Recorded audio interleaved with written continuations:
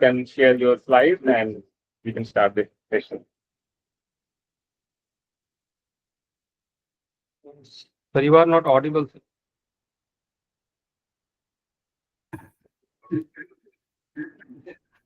Am I audible now? Right. Yes, sir. Yeah.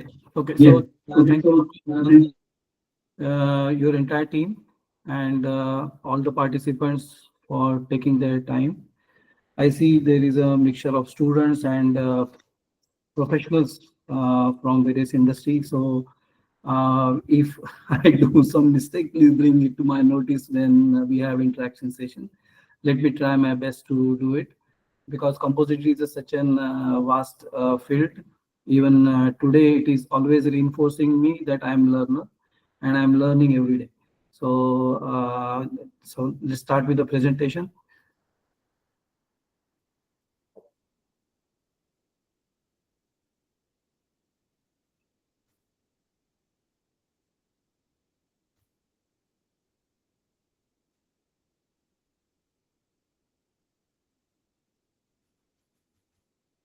So starting with thank you. Okay. Okay, let's start the presentation now. Is my screen visible? Can anyone say, confirm that the screen is visible? Yeah. Yes, sir. Yes. Okay, so let's start with what I'm going to cover is introduction to polymeric composites. And considering the mixture of students and academic, I have tried my best to cover basics plus also some of the applications. The idea of this presentation is basically to cover which is not available in a public domain. And the slides, what you will find, everything is available in public domain. But what is behind the slides, I will try my best to explain based on my experience in the industry. So we'll basically cover. Hope my slide is still you are able to visit, is visible.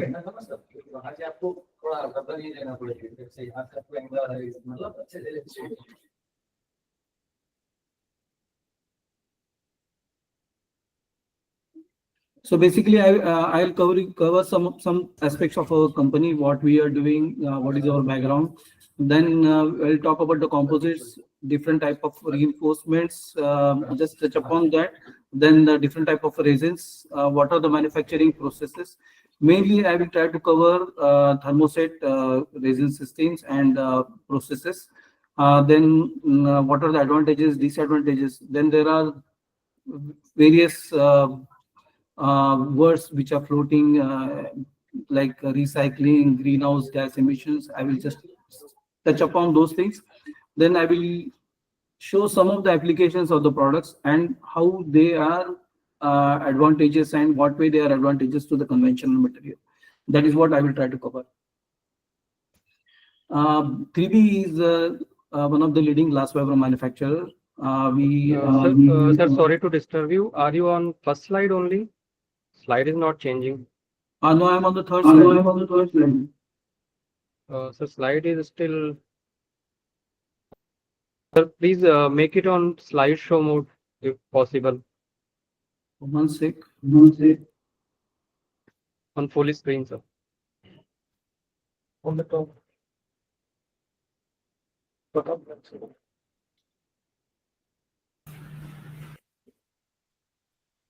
I'm on slideshow.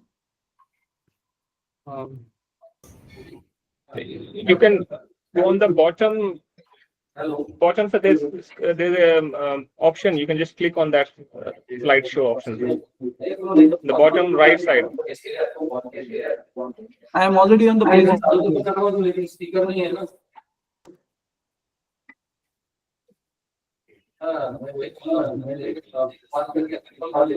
Sir, at the bottom of the right side. This is a wine glass. Full screen? Do you want to full screen? Yes, sir. Make it full screen then. Yeah. Right, sir. Right, sir. Is it visible now? Slide is visible, sir, but I think slide is not changing. Or you can just press F5, you know, that's also, that will work. Is it?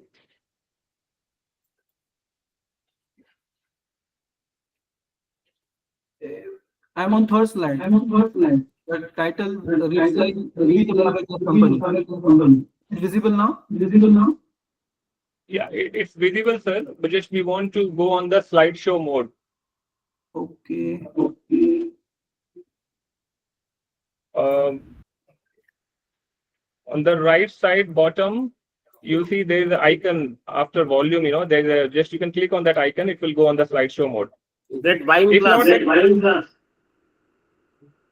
Here. Are you able to see my If screen? yeah, we can see your screen, sir. You can continue, sir, no problem. You can continue. No problem.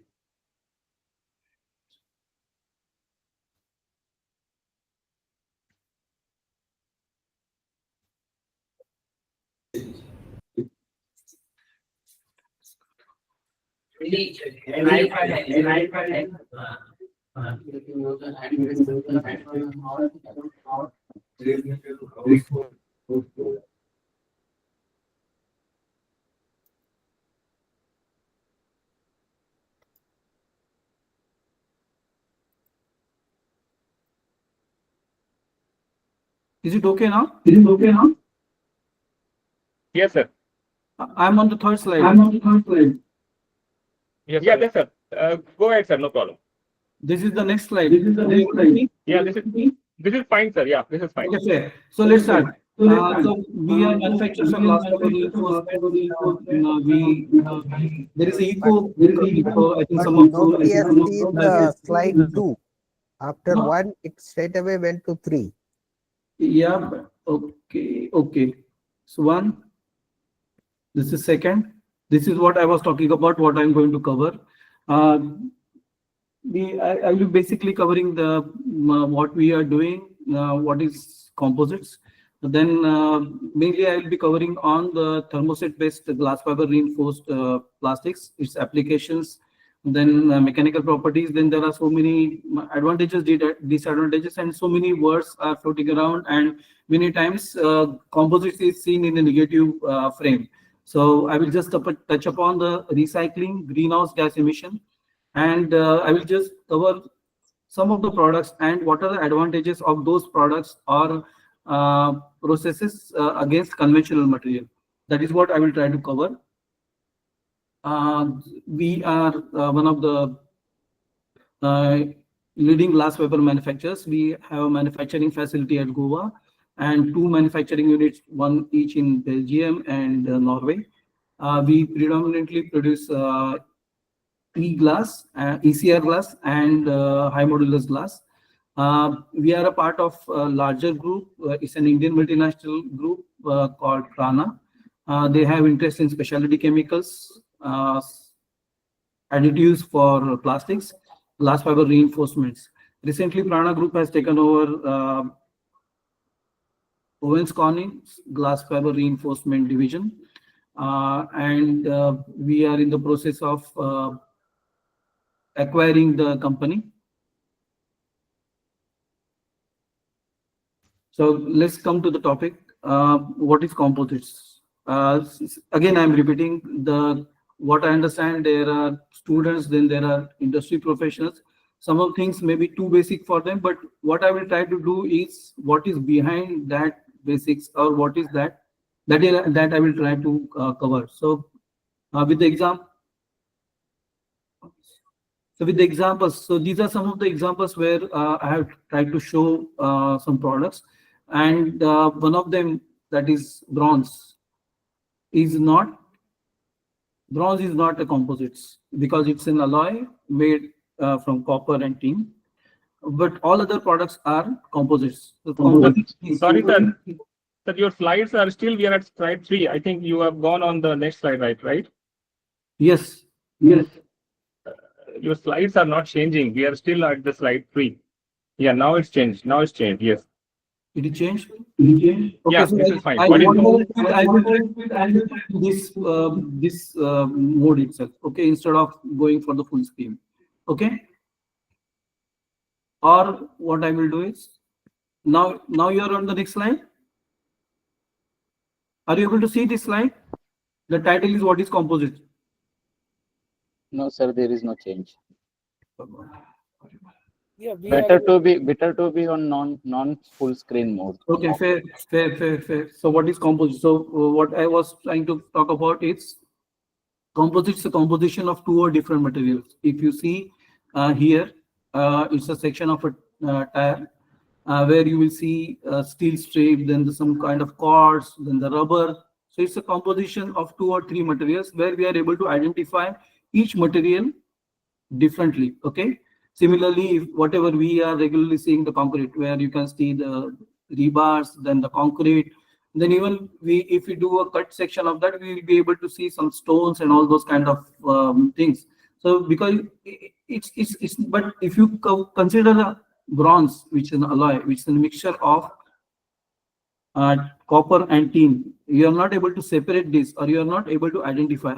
So this is an alloy. So that is the difference between composite and alloy. Now, what is fiber reinforced composites? Okay, the fiber is a combination of a fiber, then the matrix material, that many times it's the resin, and other materials like additives and chemicals. I'm going to the next. I have gone to the next slide now. Is it visible? Yes, sir. Visible, sir. Okay, it's visible. So it is working now. I will not ask again and again. If it is not visible or if it is not sliding, please let me know. So what we are talking here is FRP, fiber reinforced plastics, which is as I said, is a combination of polymer, which is acting as a matrix, and a fiber. Fiber could be any fiber. It could be glass fiber. It could be carbon fiber. It could be aramide fiber. And many times these terms are confusing. And so fiber reinforced plastics, FRP, is used as a generic term. When we talk about specific about, say, carbon fiber, then we say carbon fiber reinforced plastics, FRP. If we talk about fiber is a glass fiber, then we call it a GRP. And when we are using the natural fiber, then we call natural fiber reinforced plastic, NFRP. Okay, something like that. When we are using the thermoplastic resin, there generally we speak, because when we talk about the FRP, plastic is the general. So there are two types of plastics. One is the thermoplastic and thermoset. So when we talk about the thermoplastic, and most of the composites basically applications are in thermoset. So we call FRP, GRP, and also when we use thermoplastic, we use FRTP. Okay. So what this FRP is constituting of? Okay, the glass fiber. I will basically speak more about the glass fiber now and all the associated advantages, disadvantages, or applications. So now onwards, we are talking about glass fiber. So glass fiber, basically, it is where the sizing or the coating is given onto that to protect the fiber when it is being processed. Because glass being a brittle, we need to protect that while we are processing or manufacturing it, packing, delivering. And it also is protected where because of this chemical coating when we are processing for the various applications like pultrusion, filament binding. Otherwise, it will aberrate, and then if the fiber is damaged, then you don't get the required properties. The second purpose of chemical coating is that to give a compatibility with the resin, because the glass fiber is inorganic and the resin is organic. There is no bond between these two. So this coating or coupling, this gives a bonding between the glass fiber and the resin. So as I said, resin act as a matrix, gives a shape, various properties such as chemical resistance, corrosion resistance, and fiber gives a strength. Okay, so in composites, fiber is giving the strength and the resin is giving the shape and various properties. Now we can add different additives to get the requirement like flame retardant, UV protection, filler. Basically, when we talk about the filler, it is the back of the mind. The meaning of filler is that we are reducing the cost. We are adding something. Any additional properties we are getting out of the filler is a bonus. Okay, so the composite is tailor-made. We can choose a different type of fibers, we can choose different type of resins, and we can develop as per our requirement. We'll see it further. So what is fiber? So fiber is basically a thread of filament. Okay, generally the glass fiber are above 6. They are about 8 micron or something. They are not carcinogenic. And asbestos, which is around 6 micron and below, which is inhalable, they are carcinogenic. So glass fiber is not carcinogenic. And so it is basically a filament or thread. Now there are different types of glass fiber available based on their compositions: E glass, C glass, R glass, so on and so forth. Then there are natural fibers like coir, jute. I have small video because I was told that you will be also interested in understanding the manufacturing process. So I will switch over to the portion where we are directly going to the manufacturing process. Okay.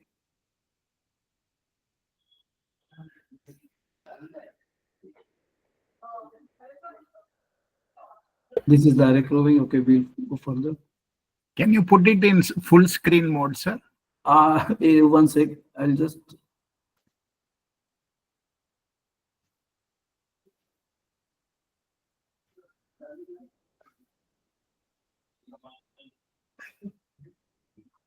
Is full screen visible? No, sir. No, Till sir, now, it's not.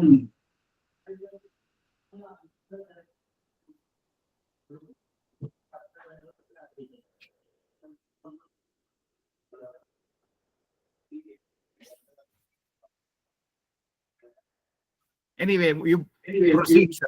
And let us see the video. Yeah, you can play, sir, no problem. It is all. I am on full screen. No, it's fine. You can play, sir. It's not on full screen, but you can play, sir. You can play this video, no problem. Okay, so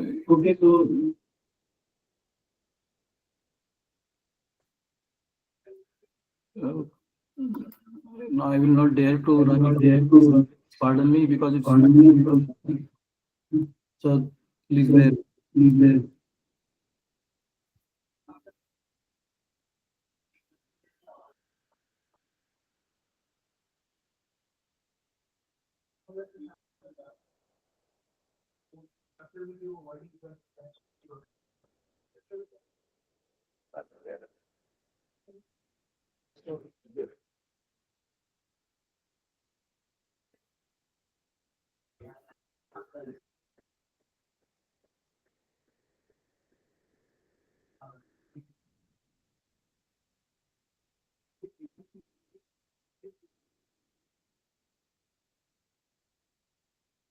In this video, you will find direct roving and drop.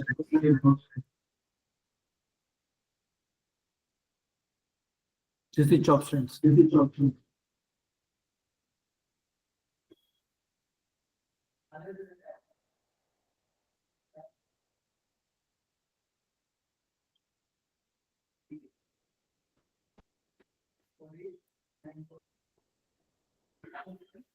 I'll move to the next slide because not much of manufacturing.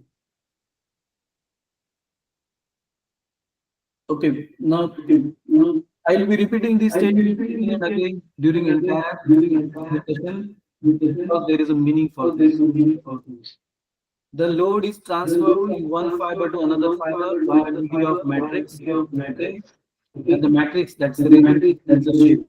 Predominantly, fiber is giving the strength. So as long as the fiber is in a straight format, okay, then there is no question of load transfer. Means the entire fiber is taking under the load or stress, and so the load is transferred. So in that case, whatever we saw just now, that the continuous fiber, what we saw, that is called what we call in our term as a direct roving.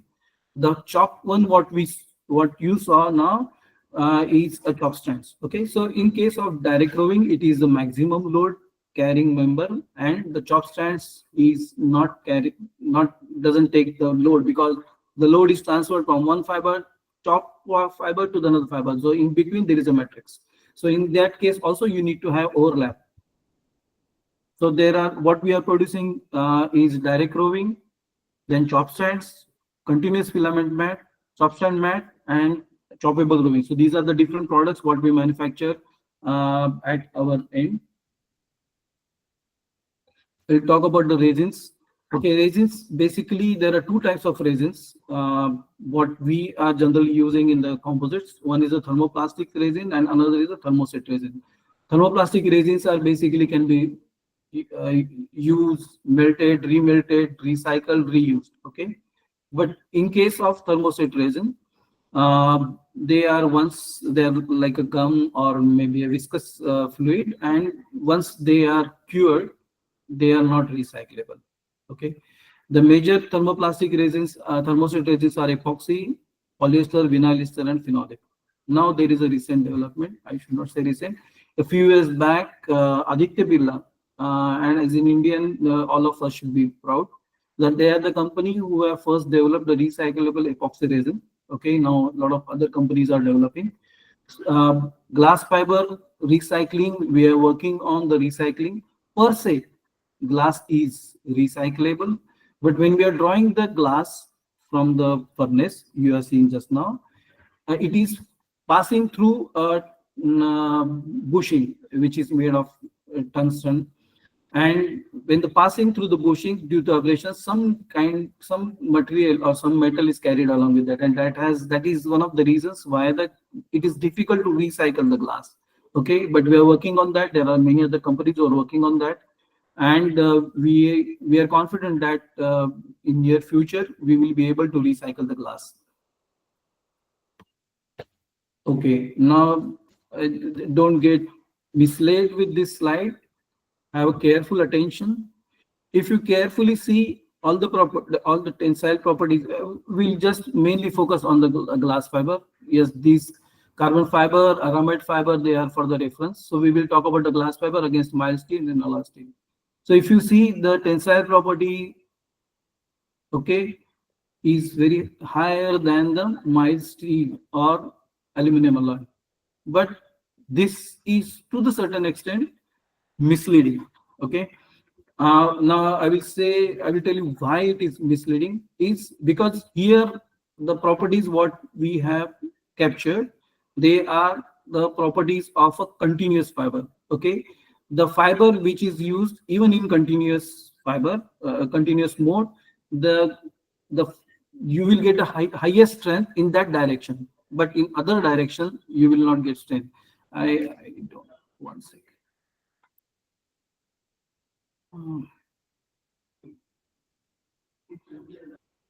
I don't have facility to draw this, but because in a presentation mode, I could draw the figure for you, and that's why I kept this purposely blank. Okay, so what I want to talk about here is basically the metal. You will find the properties are uniform all over same. Okay, if we talk about the main in plane properties, okay, of the metal, or even in a cubical form, isotropic property, all the properties are same in all the direction. But in the glass fiber, where the glass fiber orientation is there, you will find the maximum properties.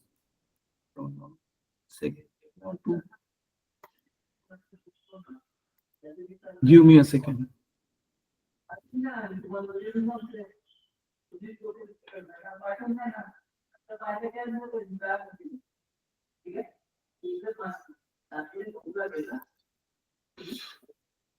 Okay, I'll use this. Okay, what I want to say is this is the fiber. When the fiber is loaded in this direction, you will get the full properties out of that. But when we are having the properties across, okay, the fiber, the properties, say this is 100%, this will not 0%, but technically assume now it is a 0%. So, but the fiber, and when we talk, and if you talk about the metal,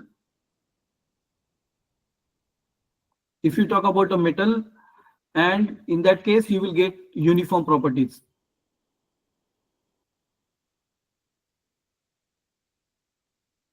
All across the place, whichever direction you go, this direction, everywhere the properties are uniform.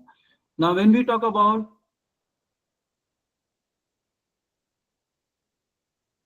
Fiber, you have maximum properties in this direction.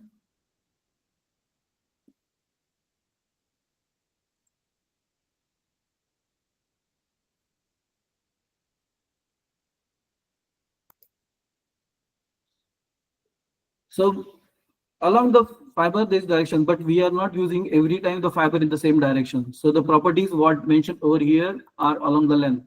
So, and we are using a different forms of fiber. We are using the direct roving, we are using woven roving. Woven roving is not, it's basically a weaving of the two rovings. So there the fiber is oriented in both the directions. Then there are chop strands, which is randomly, they are cut and randomly processed. So different types of reinforcements give the different properties.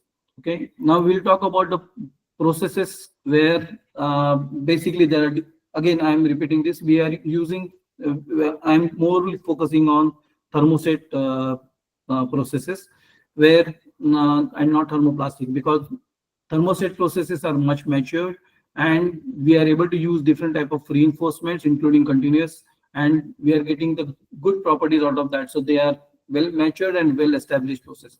This is what we call is a hand lab process where you will have a mold, then we give a coating, basic coating of a resin, then we lay a reinforcement and put the put different type of reinforcement based on the type of resin. You will get the different properties like chemical resistance and all. So this is a labor intensive process where you are looking for the few products, prototypes that you can use. Most of the fiber molds are made using the hand lab process. It gives a less productivity, but it's a very versatile. You can even you can produce as it is not match mold, you can produce undercut products also. This is just an extension of hand lab process where the fiber is sprayed over the mold using the gun and resin, and the productivity with this is high because it's a semi-automated process. But one of the limitations in this process is that you cannot use the bidirectional like woven roving material in this. So all what you have to use is a chop stand, or if you have to use those kind of material, you have to intermittently stop. This is where you get a both side finish. What we call is a vacuum infusion process where one side you have a mold, then the glass fiber is laid on that, and then it is covered using a film or a light mold. So you get a one side perfect finish, another side it may be wavy or something, where the resin is pumped from one side and another side the vacuum is applied. The resin pressures are very less, and it's a quite good process when you have to go for the medium range of productions. It is a less flexible process in terms of where because it's a match mold process to the certain extent, it is difficult to manufacture undercut products. But the resin to glass ratio is very high. That is, glass content is good compared to sprayer. So as the glass content is more, and you can use the various type of reinforcements, including unidirectional or bidirectional reinforcements, you get better properties using this process. Higher glass content means higher strength. Okay, this is a RTM process where the typical pressures are very high compared to the vacuum. Here the vacuum is not applied. Many times match molds are used. Many times both molds are made out of FRP. To withstand the pressure, they are strengthened using the steel. Typical pressures are 5 to 6 bars, but there are systems where they are injected at very high pressure, more triple than this, where they are using the metal molds. Here there is no VOC problem. Again, the productivity is high. The second aspect is that based on the reinforcement, you can also increase the glass content out of this. So you get a better strength compared to hand lab process. This is a filament winding process where everyone is aware of machining process, okay, metal machining process, where we are removing the metal, rather lathe machine. Okay, we are removing the metal from a cylindrical shape or something, where we are cutting the material. In this case, we are adding the material. Otherwise, more or less, if you see, both the equipments are more or less same, where you are adding the material. Now here, I want to give you one important feature of this is, sorry, handicap, because I'm not able to use the full screen. See, if you compare, why I'm talking about the tailor-made properties. Okay, when we talk about the in case of cylinder, okay, your circumferential strength or pressure vessel, your circumferential strength is twice the longitudinal strength. Okay, means if we are using the designing a metal cylinder, okay, to match the circumferential strength, the longitudinal directional, because so the determining factor for developing or making the metal cylinder is the circumferential strength. For longitudinal strength, it is twice, rather it is not required, so basically half of that. Where now, if you carefully see, there are three different patterns which are shown over here. Okay, if I use this pattern of roving, means I am winding circumferentially the material, where you require twice the longitudinal strength. Okay, along this, if you wind, means I am increasing the longitudinal strength. Okay, and which is half the circumferential strength. So that is what is the tailor-made. So we can design the winding pattern such a way that my material though the circumferential strength requirement is double the longitudinal strength, my material requirement remains same. Okay, and I'm not over designing the product. So that is what it is called tailor-made. When I was talking about the product can be tailor-made, apart from the selection of a different type of resin system, you can use the way you want the fiber in a strength direction and orient the fiber so that you can optimize the design. There is no over design. So I repeat, when in case of metal cylinders, the circumferential strength, the longitudinal strength being half of the circumferential strength. For the longitudinal length, the metal cylinder is over designed. Okay, in this case, it is not. Wherever you have the thickness which is capable of taking both longitudinal and circumferential strength. This is what we call a pultrusion process. Most of you are aware of the extrusion process, where you are pulling, where you are melting the thermoplastic and then you are pushing the material. Okay, so the extruder is pushing this, so it is called extruded. Okay, where in this case the glass fiber is pulled from, after dipping through the resin bath, it is pulled from the dies, and that is why it is called pultrusion process. Okay, but now one of the aspects I want to touch upon here is no post curing required. Now, what is the meaning of post curing? When you use the thermoset resins, they get cured using accelerator and catalyst at room temperature. If you are seeing the open mold process like hand layer or maybe sprayer process, okay, the resin is cured at the room temperature, but it is not fully cured. So it is sufficient to cure, good enough to demold the product, but still the curing process is on, and to get the full strength out of the product, you need to do a post curing. That is point number one. Second point is that as the mold at the product is not fully cured, when you remove the material from the open mold, where only one side there is a contact with the mold, other side there is no.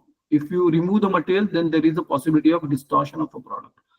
In this pultrusion, or you talk about the RTM closed mold process or vacuum impregnation, as the mold are closed, the exothermic reaction, when the resin starts curing, it starts heating, or that is called exothermic reaction.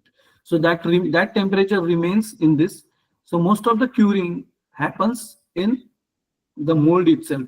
So like RTM process or pultrusion. So very little post curing is required, or generally it is not required, because the most of the properties of resin are achieved when it is coming out of the mold. Okay, so that is why it is written no post curing is required. So when the resin is post cure, or if it is having, it also gives a better stability than non post cured resin, and it also gives a full strength as the resin is fully cured. Okay, because I'm repeating, the load is transferred from fiber to fiber from the media of resin. So if the resin is not fully cured, then it will affect definitely product. So post cure product gives a better strength. Now this is an SMC process where you can say what we have seen sprayer process or hand lab process. Um, if for a novice, if I have to explain, this is an advanced version or the machinated version of these two processes, because the type of reinforcement what we are using, we are chopping the reinforcement, so it is in small pieces of 50 mm. Okay, they are laid on the bed, then the resin is poured, and then the sheet is formed. That sheet is used to make the product using hydraulic presses.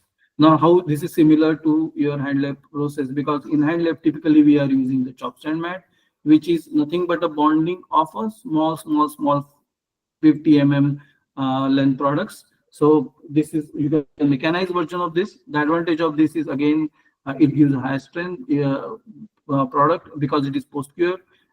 When you are looking for higher volumes, when you are looking for both side finish, this is a very good process. The next process is bulk molding compound, where basically the fibers are chopped, or chopped fibers are rather used, mixed with the thermoset resin. The compound is made. I have given everywhere there are videos, video link is given. I will be sharing this presentation. You can go through that videos later. Those who are interested, you can also Google and find there are a lot of literature and information is available on the YouTube.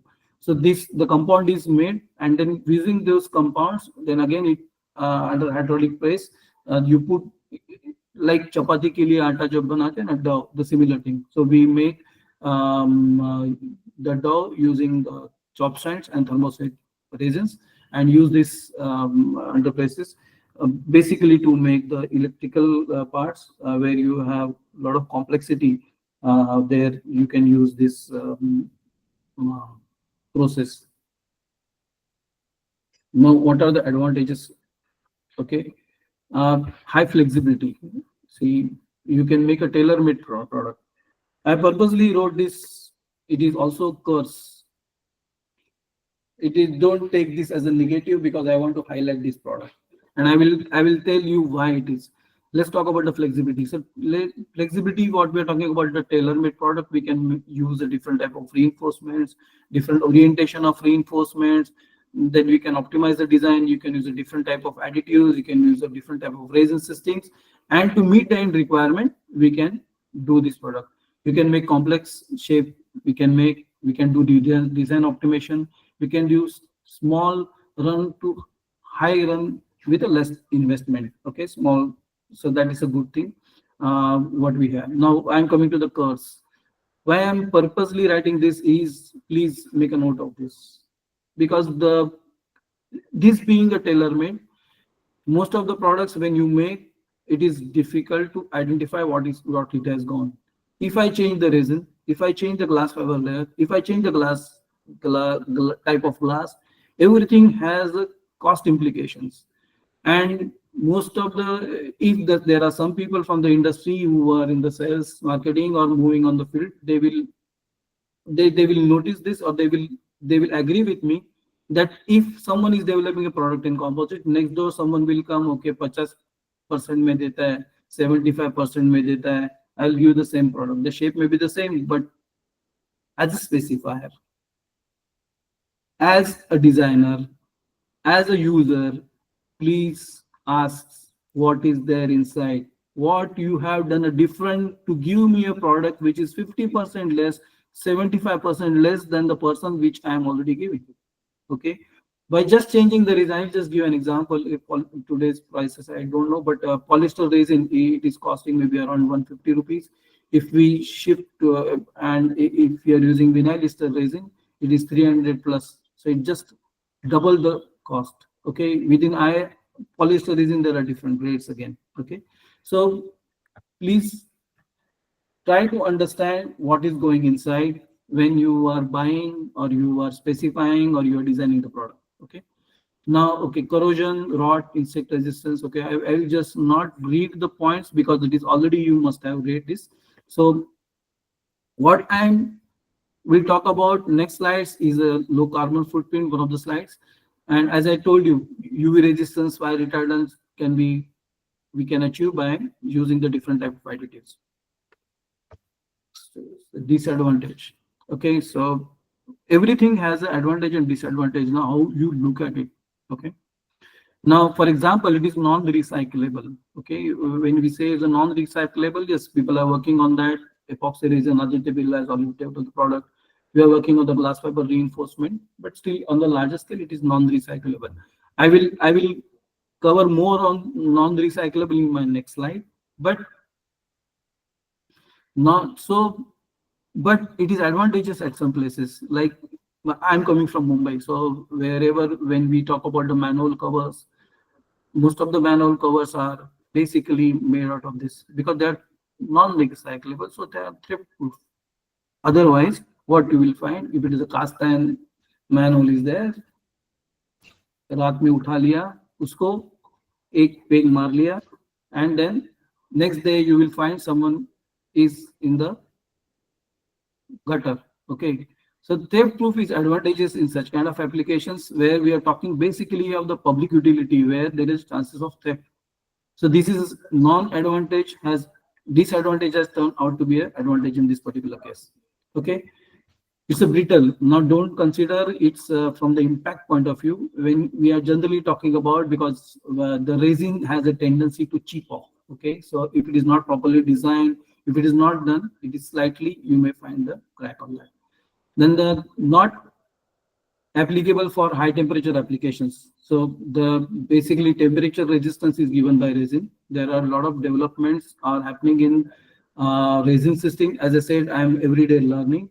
During recently concluded ICRP, I came across with one of the presentations from the, I think, Swiss company, where they are developed a resin which are along with the composite like glass fiber, they are giving the thermal resistance of 400, 500 degrees Celsius. And so it is always a developing this thing, but as compared to metal, if you see, the heat distortion temperature is less compared to metal. Then glass is skin irritant. Okay, so there are students also. So today they may be excited to work upon, but when they start working actually, and if they put their hand and it should not irritate their skin, so that is the word of caution. So take care of when you're using, and when you're used to deal with the glass fiber, it will not irritate you, because we are working in this industry for so many years, so it is not irritating. Or the irritation is less. The another point what I want to make here is like in metals there are standards which are basically well established over a period of time for various products and applications, where in case of composites, this is one of the areas where there are standards or designs someone has to do it proprietarily, and there are not well established standards for this. Then repair is a skill job.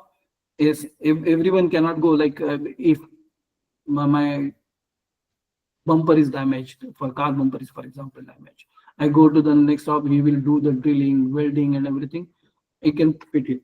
But in case of fiber, it is not skilled, it's a skill job, and everyone may not be having those kind of skills or the raw materials available with him to do the repair.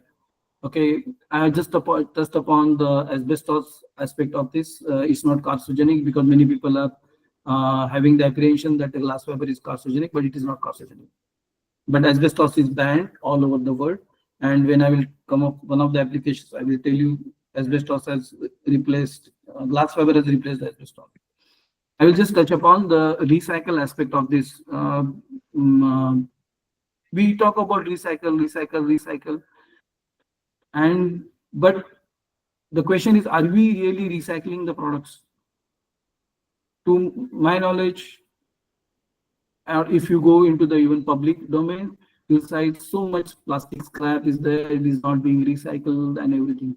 So what is required for recycling is awareness, collection network, proper dismantling and classification. Now, if you take about the steel bottle, now as a steel bottle, can we do it a recycling of it? No, it has to be dismantled, and rubber aspect has to be removed, and then only it is good for recycle. As the bottle, no one can collect and put it in the furnace. Okay, so it is not possible.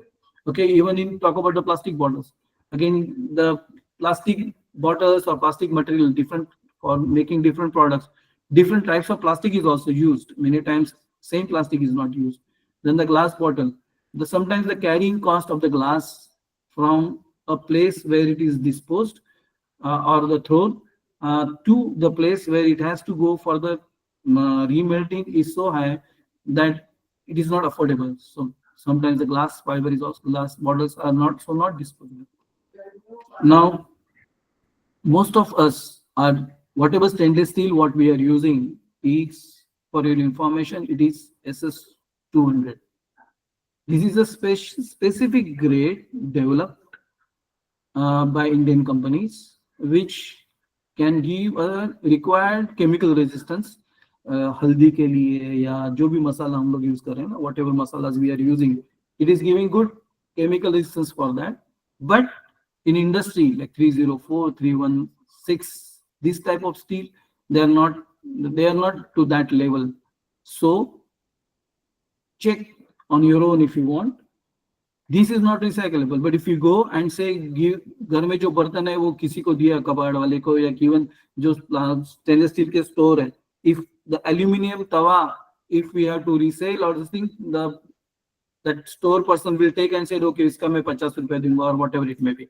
But not steel buttons, you can try it, because they are of 200 series, and the industry doesn't want to get that mixed with 304 or 316. Okay, that's why many people are not taking this. So in that sense, the whatever utensils we are using, they are not recyclable. Okay, or they are not getting recycled. Okay, now greenhouse gas emission, I will just touch upon this because this is the area of new interest. Many people are talking about the greenhouse gas emission and all. So if you carefully observe here, the glass, whatever we made, the CO2 emission versus the iron, okay, then the recycling, when we put the material again for the recycling, here we are talking about the total cost or total gas emissions from the mining, from the then further processes, and for each steel or aluminum process, you need to reheat. Okay, so that much additional greenhouse gases we have to do. But when we are talking about the process is in after melting of the glass fiber, what all the processes what you have seen, where there is not much of the energy is used. Whatever is happening is happening based at the resin level. The resin is getting cured, okay, by adding accelerator, catalyst, or promoter. So where the greenhouse gas emission is less. Hence, even you can see even the government reports also where the government is now promoting glass fiber reinforced rebars, where the greenhouse gas emission is less. Apart from the cost, there are manufacturing cost is less. Then your transportation cost is less, laying cost is less.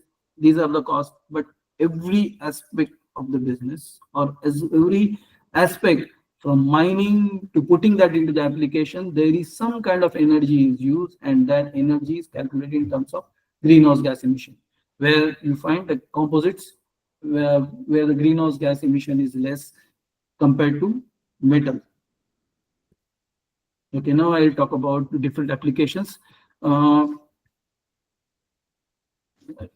and what are the different advantages associated with windmill. If I see windmill, these blades are made using the glass fiber reinforced plastics. I cannot imagine today any other material other than glass fiber composites, because today higher the length of the blade, better the efficiency, or the better the power it gives. Okay, so there is a race to manufacture or design, develop, and manufacture and install these kind of blades. Okay, there are companies who are manufacturing a single blade which is of a 90-meter length. Okay, so today I really, my thinking stops other than composite for this. When you see this application like water slides to give the shape, then smoothness, corrosion resistance, I also personally don't have any other this, because I'm talking about a complex, not a simple water slide or a simple slide. There is no other material I can think of replacing this. Just now, Vande Bharat is now what I want to highlight in this is this aerodynamic shape. If you have to make this in metal, okay, you need to have a die, then you have to have energy and all those things, like carbon footprint, what we are talking about. But this is very easy to manufacture in composites. There are so many other components which are being used in composites, but I want to highlight this because if you don't have the aerodynamic shape, then you have speed restrictions, okay, or more fuel consumptions. Okay, if you observe all the transport buses, private buses which are plying interstate, all the buses where the front and back, they are made out of composites. It is giving styling, it is giving aerodynamic shape, and all these volumes are not big. Otherwise, again, sorry, I'm telling you I'm from Mumbai, where you see a typical bus, BST bus or the public transport bus within Mumbai. When I was kid, it is typically a box of square where there is no aerodynamic. Speed is limited 20-30, but when we are flying interstate, you need to have a speed of 80-120. So you need to have a good aerodynamic shapes for the speed and the fuel efficiency. Brake pad, I was just touch upon this aspect that earlier it was used in asbestos. Now it is being chop stands are used to manufacture brake pads. These brake pads are used for even railways, automobile, everywhere. Okay. Now I'll talk about two applications. The pipes are made using filament bending process. What we saw about the optimization of the process. Okay, circumferential and the longitudinal stress. The other advantage is they are lightweight than the metal. They're smoother than the metal. So you have a better flow efficiency, low transportation cost, low installation cost. So these are associated, then their corrosion resistance. Okay. Then when we talk about the CNG cylinder, again the same thing, where it is lighter than metal, and it can take the pressure. Another aspect of from a space safety point of view, I can tell you it has happened in India also, and one of the Southeast Asian countries. I was told a few years back that these metal cylinders are used as a bomb by people, because when metal cylinders explodes for any reason, it explodes in pieces.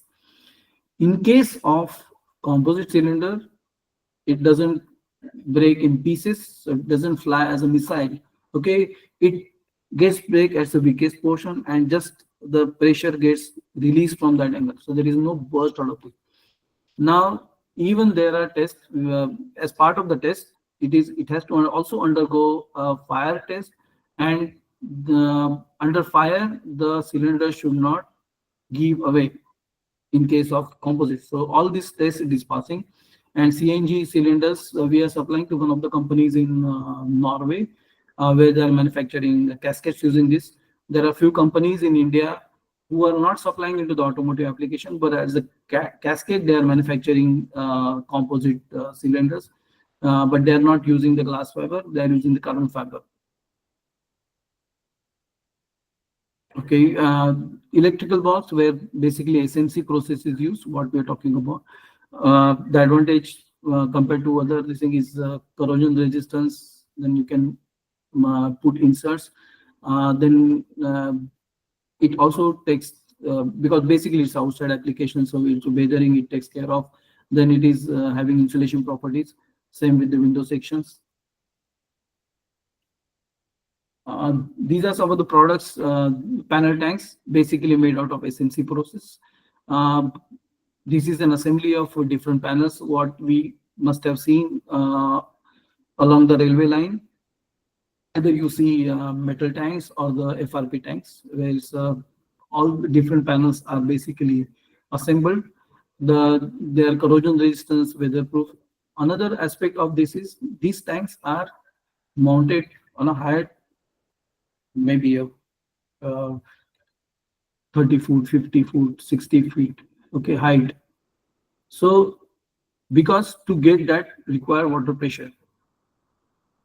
So when you are using the composite tanks, it gives, if they are lighter than the steel, so it gives a less load on the structure. So as it is giving the less load on the structure, your structural design can be optimized. You can save on the structural cost also. We have one tank installed at our plant at Goa. You can also see them at the railway stations and many of the buildings. Earlier we were in this business, so I remember we have supplied a lot of tanks in Bangalore area for residential applications, even in Delhi area.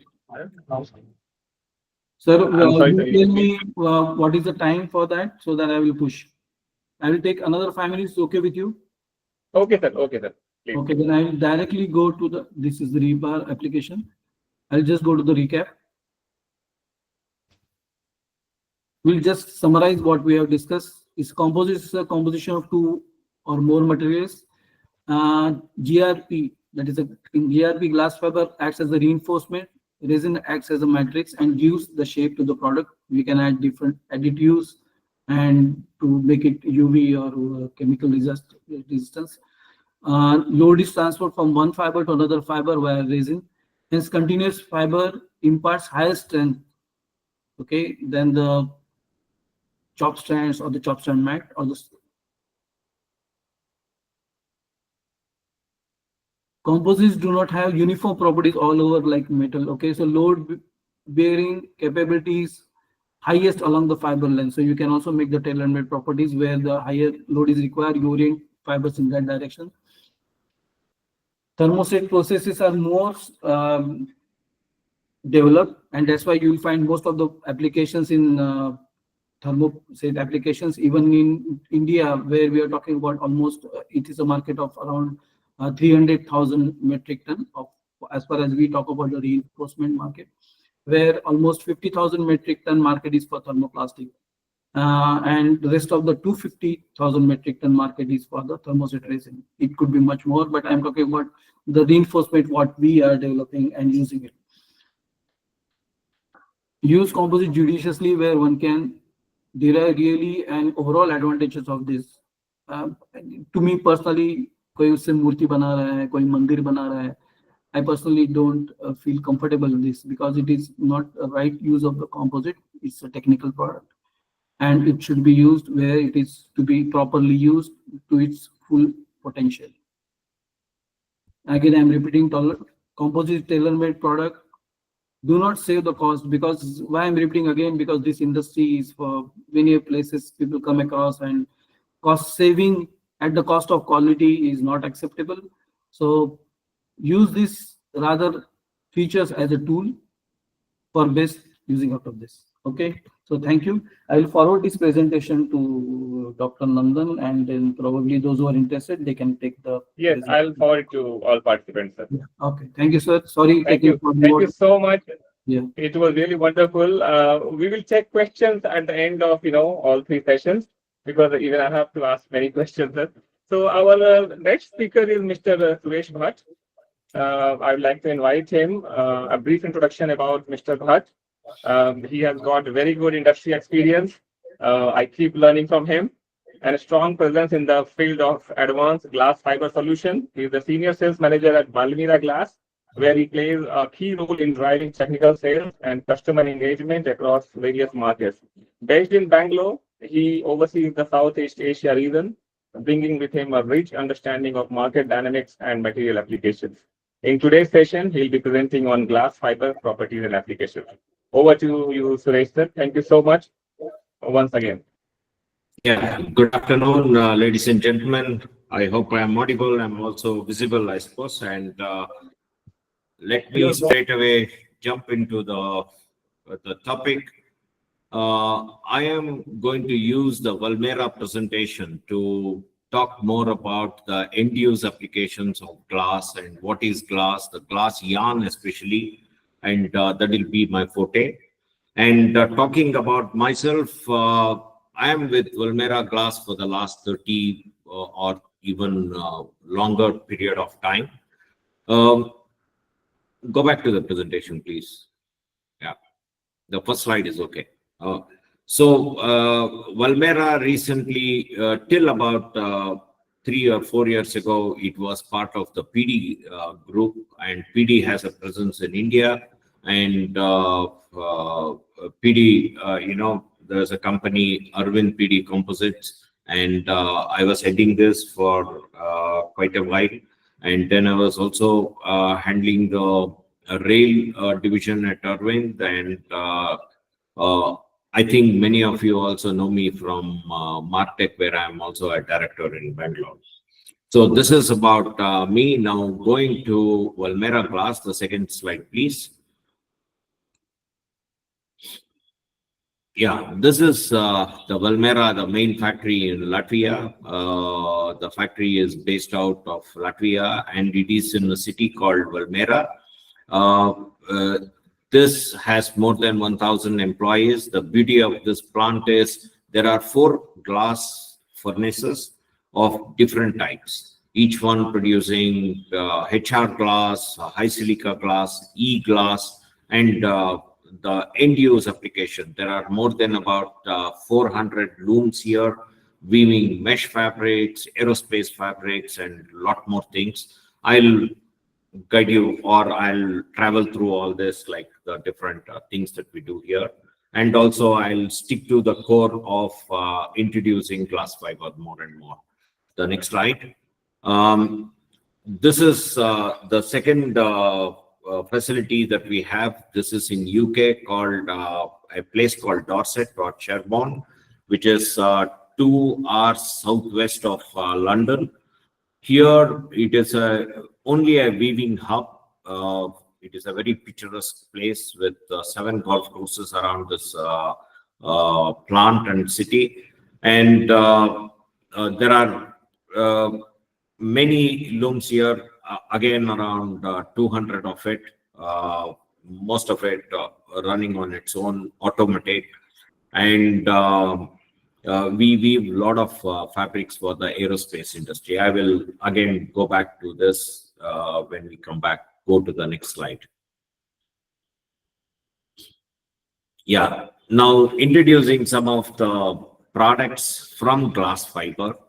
We make the chop stands. I think there was an introduction given to this by Nitin too. Chop strands, and then glass yarns, the single yarns, the textured yarns, the technical fabrics, the textured fabrics, composite fabrics. I'll of course deal with some of them as we move on. The mesh fabrics. The mesh fabrics, it is not too much used in this territory, but in Europe, it is mandatory for every building to have this as an insulation for the wall to restrict flow or wastage of heat, because it's all cold countries and they don't want to spend too much on electrical power. Then we have the needle mats, the stitch mats. The ATEX is the tensile membrane structures, which you see in many parts of the world, the big canopies and things like that. The coated fabrics, this is the PU and silicone coated, and then of course the laminated fabrics. All on glass. We are only a glass specialist.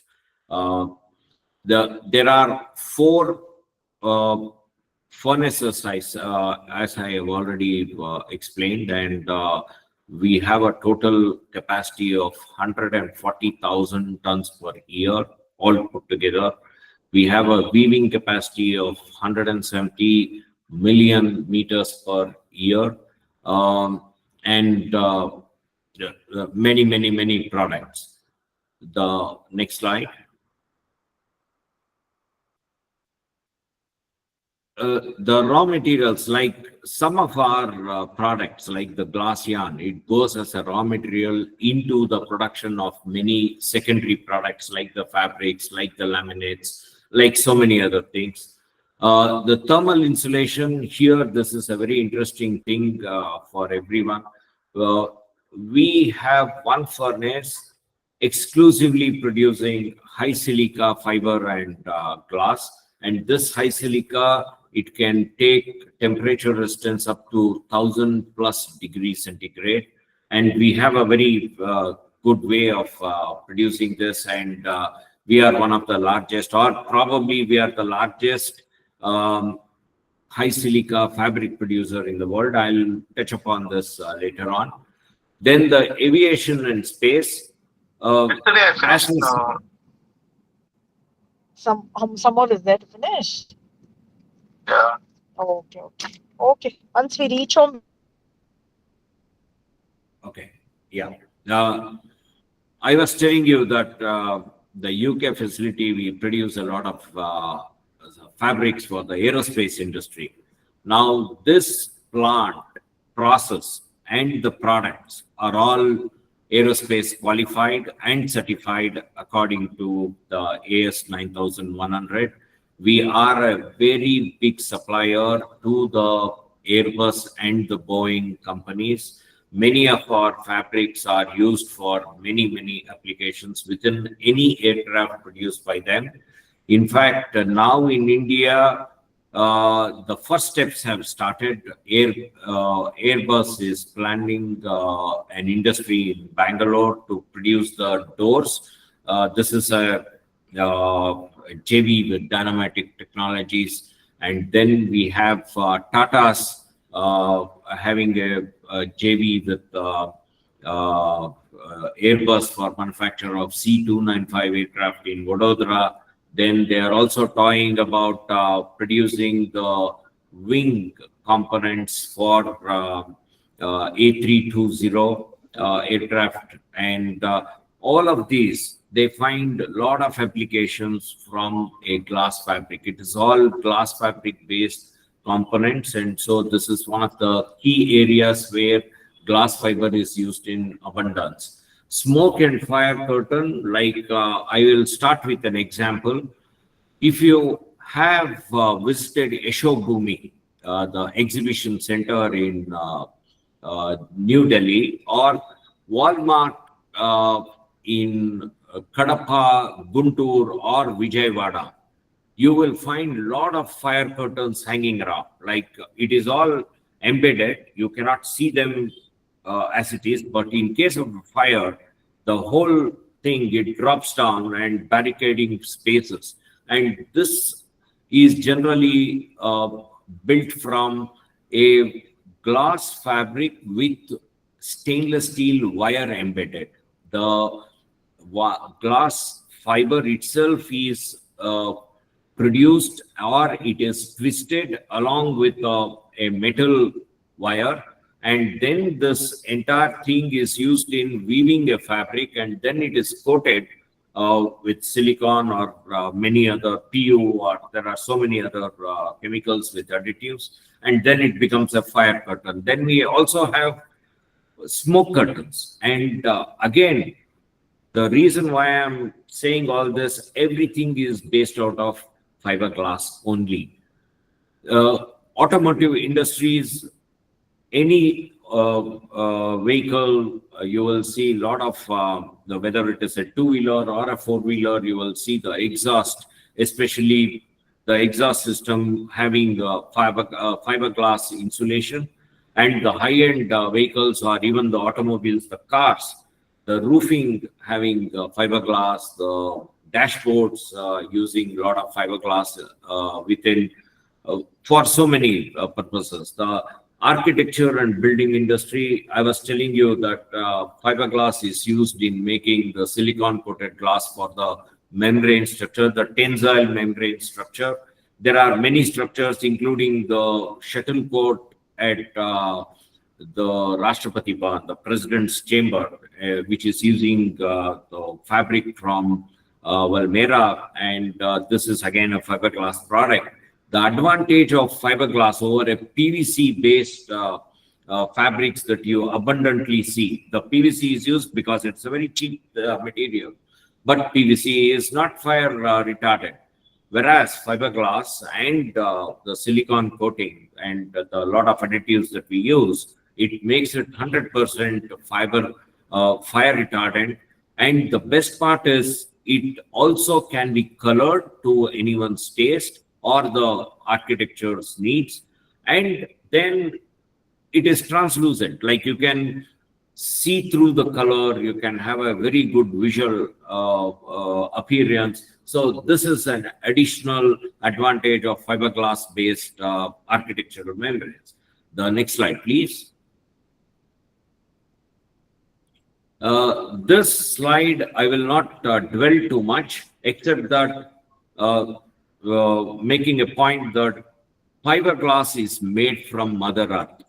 There is no different material like it is the silica, sand, quartz, dolomite, everything from Mother Nature, Mother Earth, which we use in different proportion, different percentage, add a lot of additives and other chemicals to it in very small proportion. And then, of course, this whatever you are seeing the raw material list on the screen, it varies from product to product. Like it depends on what you want to get out from as a final product.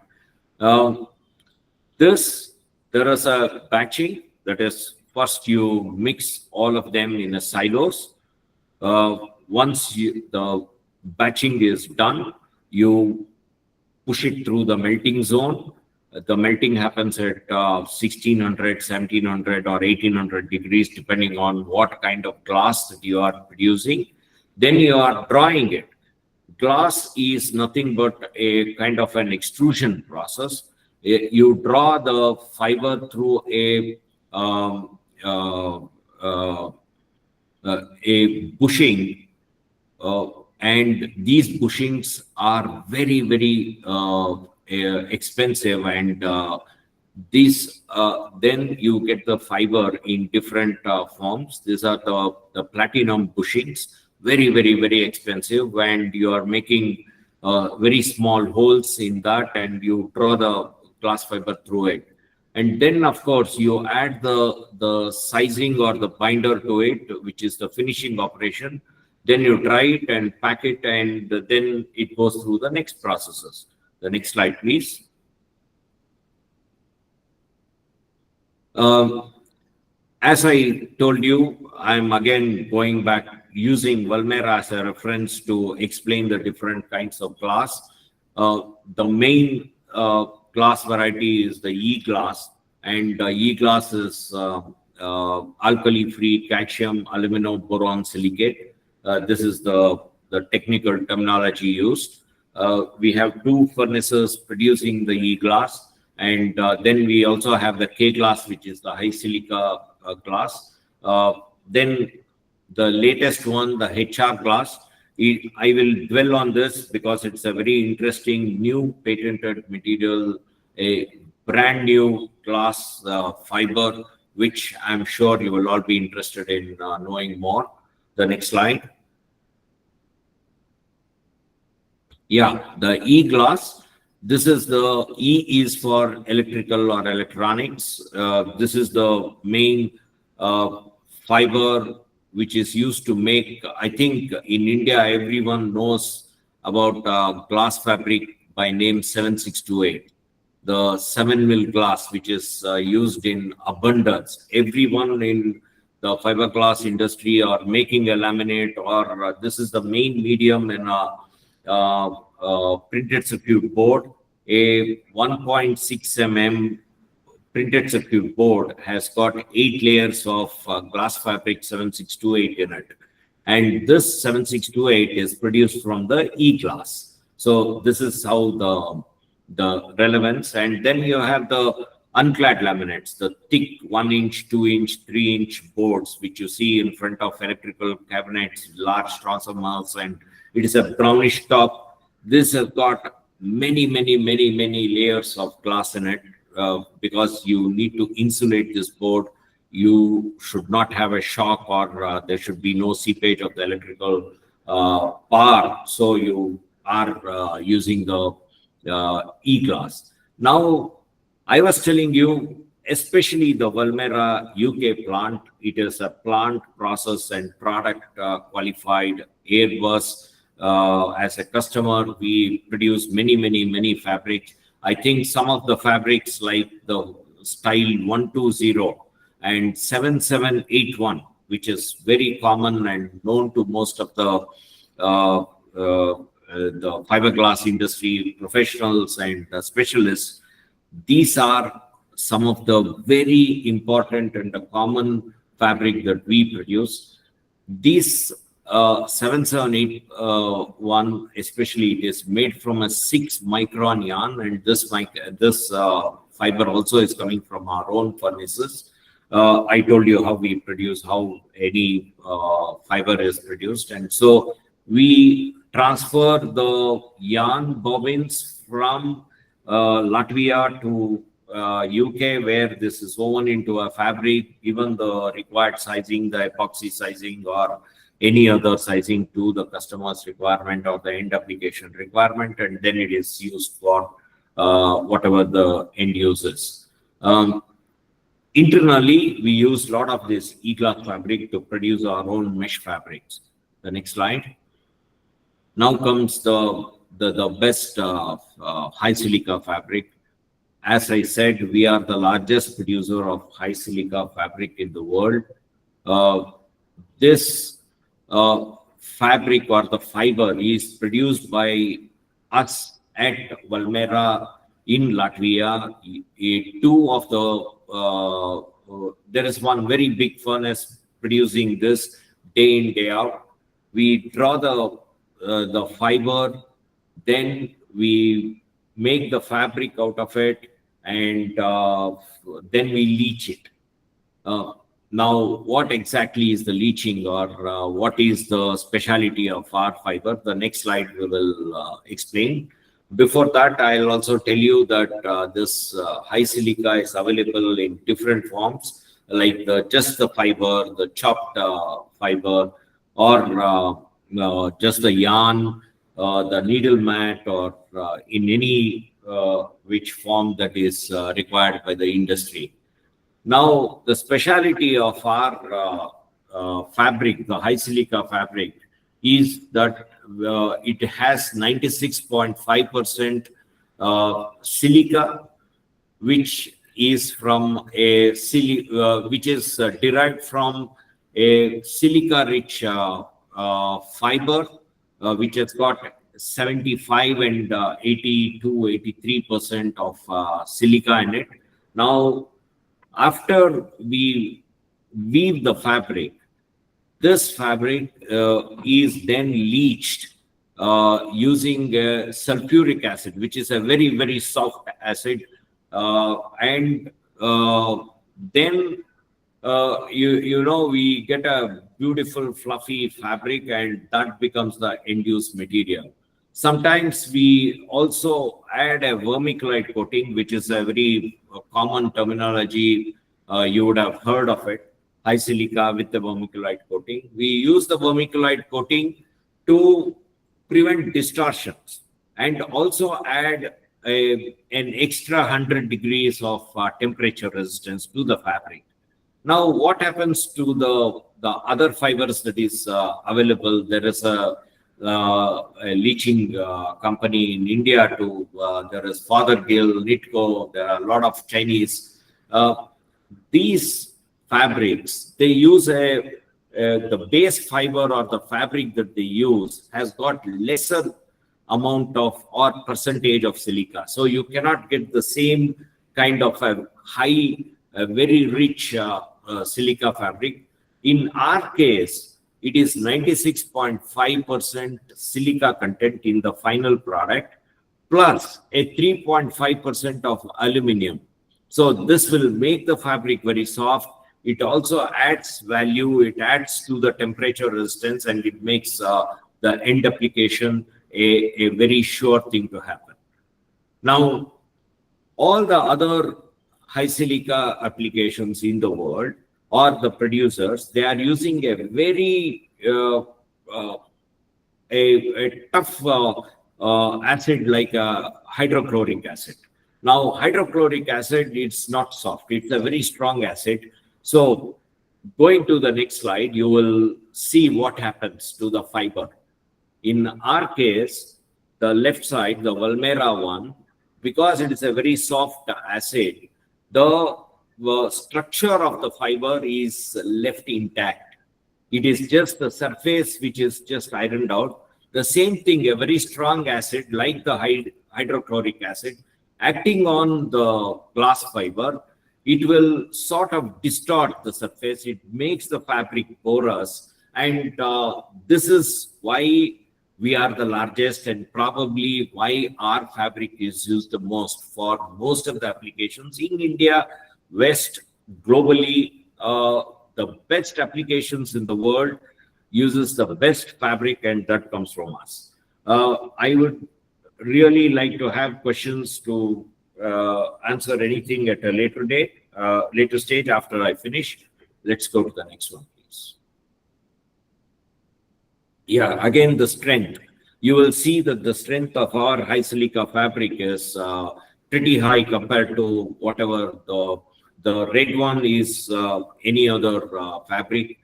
The other fabrics are all 99%, 99.9% silica content. That's what you will see the label as. And very few applications, people are shying away. The applicators are moving away from this 99%, and most of it are now evolving around the 96.5%.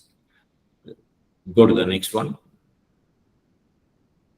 Yeah, now comes the HR glass. There was always a question in the last probably 10, 15, 20 years in the market. You have E-glass, which will accept or which will melt at 600 degrees centigrade. Then you have the high silica glass, which will melt at 1000 degree or 1000 plus degrees centigrade. What happens, or what do I do if I want a material which can sustain up to 800 degrees? Now, for 800 degrees, I don't have any other choice than to use an expensive high silica glass. High silica compared to E-glass is pretty expensive, almost 4 or 5 times more expensive. So people were always forced to use a high silica glass. So we decided, and after a lot of research, we have come out with a patented material. Just about 6-8 months ago, we launched this in the global market, and it is a pretty good hit with many applications, even in India. Now, what this does is it accepts temperature till 800, up to 800 degrees. And this is alkali-free, boron-free, and a lot of the dangerous material. So it is a sustainable material, I can say, because the boron is the most evil product, I can say, as a dilutant of the fiber, and that is missing. So this is a sustainable material which will accept till 800 degrees, and the price is more towards the E-glass and not the high silica glass. So you have a solution, higher degree temperature resistant material, and a cheaper material which is close to the E-glass as far as the cost is concerned. So there is a lot of performance driven. There are so many new applications where the engineers at different establishments are trying this out. Everywhere it is under trials, And I think in the next year or so, HR will become a dominant force in the market wherever people are looking at an alternative to e-glass, higher temperature, 800 degrees. Let's go to the next one. Yeah, this explains more on the patented, the patent, what does it say, how does it work, and all that. We can move to the next one. While on the subject of fiberglass, I also thought it is important that everyone should know about the different types of glass fiber, especially the yarns that is available in the market, or what are the different, we keep hearing about the C glass and the S2 glass and R glass. What exactly are they? And who is manufacturing them, or what is the background?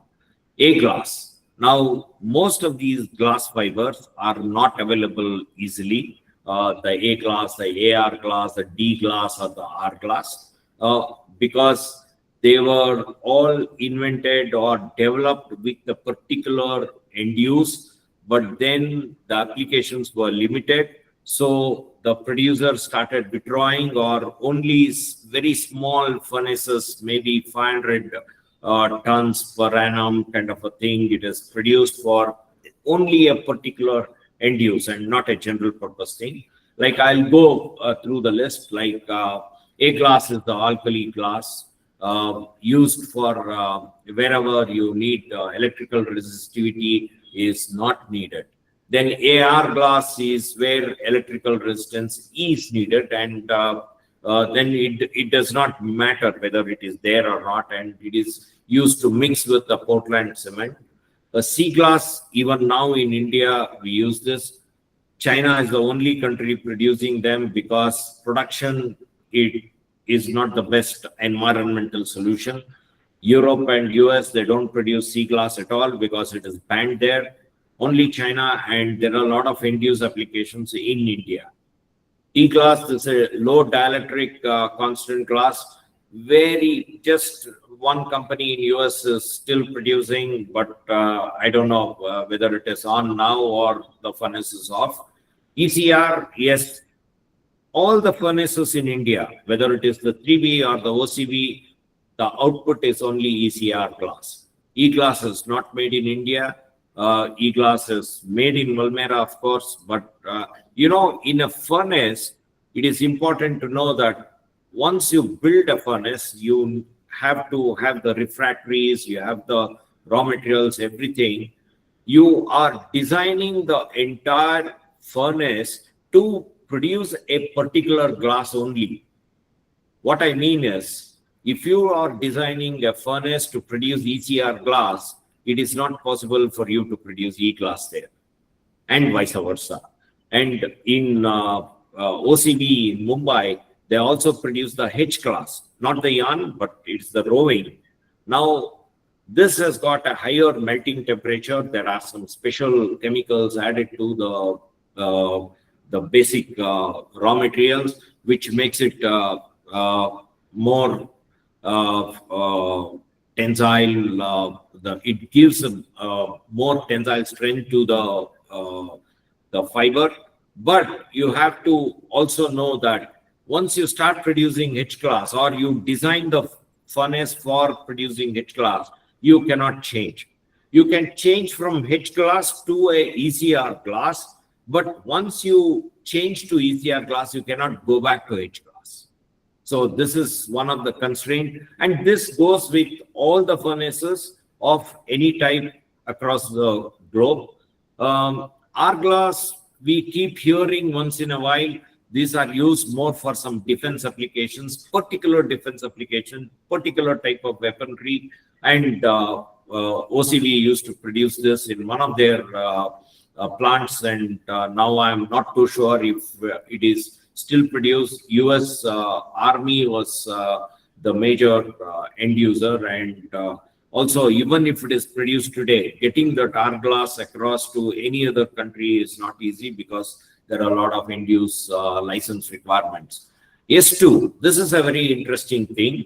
It is made S2 is again a patented glass fiber made by AGY in US, and they hold a patent, and this is also widely used in India. Many applications, especially the defense, wherever you need high tensile strength, very good properties with regard to body armor or reinforcements. Many applications today are based out of the S2 glass. It is a very, very good material, expensive material. S2 is not easy to, you need certain license and things like that, but it is manageable. S2 is a good fiber and widely used across the globe. L2 is also a variant which is used more for the AI application, where you have a lot of data which you require to push through the circuitry and the cables at a very fast rate. L2 is again manufactured only by AGY. They hold a patent for this, and these are some of the glass types which you will keep on hearing continuously. And I thought it is better if tomorrow somebody says L2 glass or S2 glass or C glass, you will know what I'm talking about. The next slide. Okay, before I go into this, I'll also tell you that I'm only talking more on the yarn part, but there is also a roving, glass roving. Now, glass yarn is circular in shape. When you cut a cross section, it is totally circular. It is from microns to millimeter, but not huge. It is, if you are asking for a 10 mm glass fiber yarn, no, you will not get it. Now, on the higher side, like if you are wanting to produce, a good example is the windmill fabric. Windmill fabric cannot be made from a glass yarn based fabric. You need a heavy fabric with lot of tensile, and only a roving can, because it is machine stitched. You need a multi-axial fabric machine.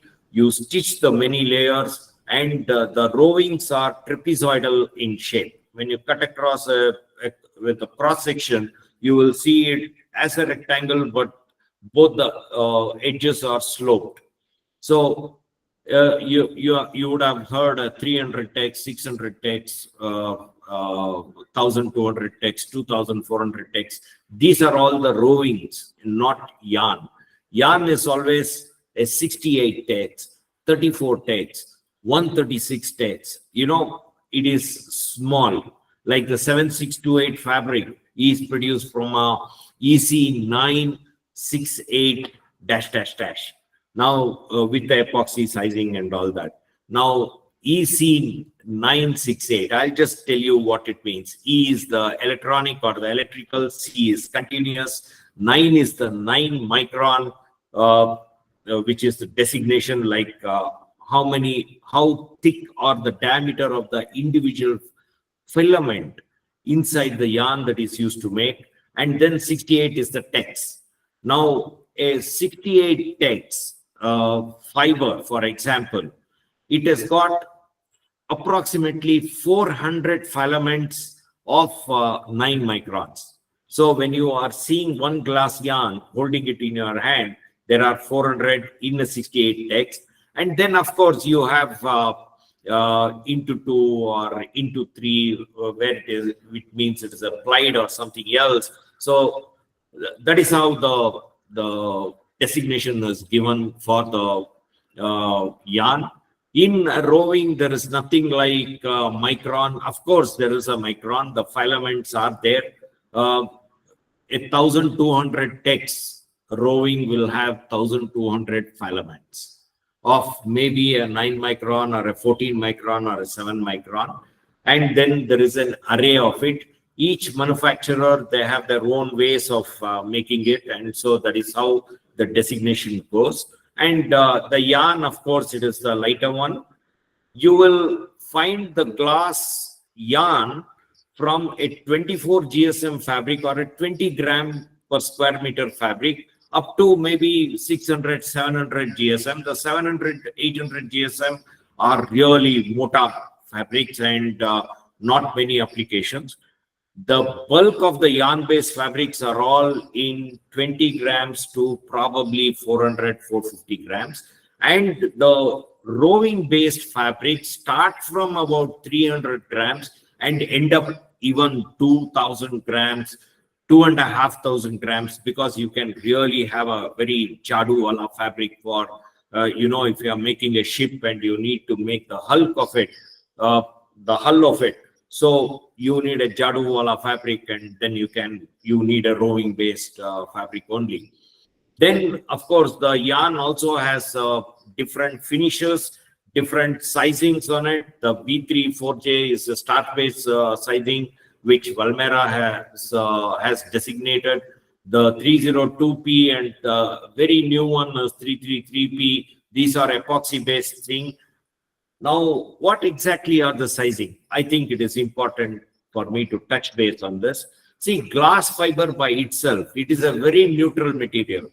It will not wet itself when you put it in a resin or whatever you do. It is a neutral. It will not get wet at all. So to really make this absorb, or if you want to put some 10 fabric lines together, and Nitin was mentioning the infusion process and different end users. So when you want to make a sandwich panel, if you just put 5 or 10 or even 20 layers of glass fabrics together and infuse it with resin, nothing will happen. It will be rejected. But the glass fiber, if you add a sizing on it, this sizing can interact with another layer or another fiber with the same sizing, and then this fabric can get wet. So, when you are going shopping for glass fabrics to any of the manufacturers, you are asking, do you have a vinyl ester compatible fabric? Do you have a epoxy compatible fabric? So this is what it means. The fabric, the loom state fabric should have a sizing which will accept the resin like the epoxy or the vinyl ester or whatever else. Now again, there is a big confusion with the sizes like the denier.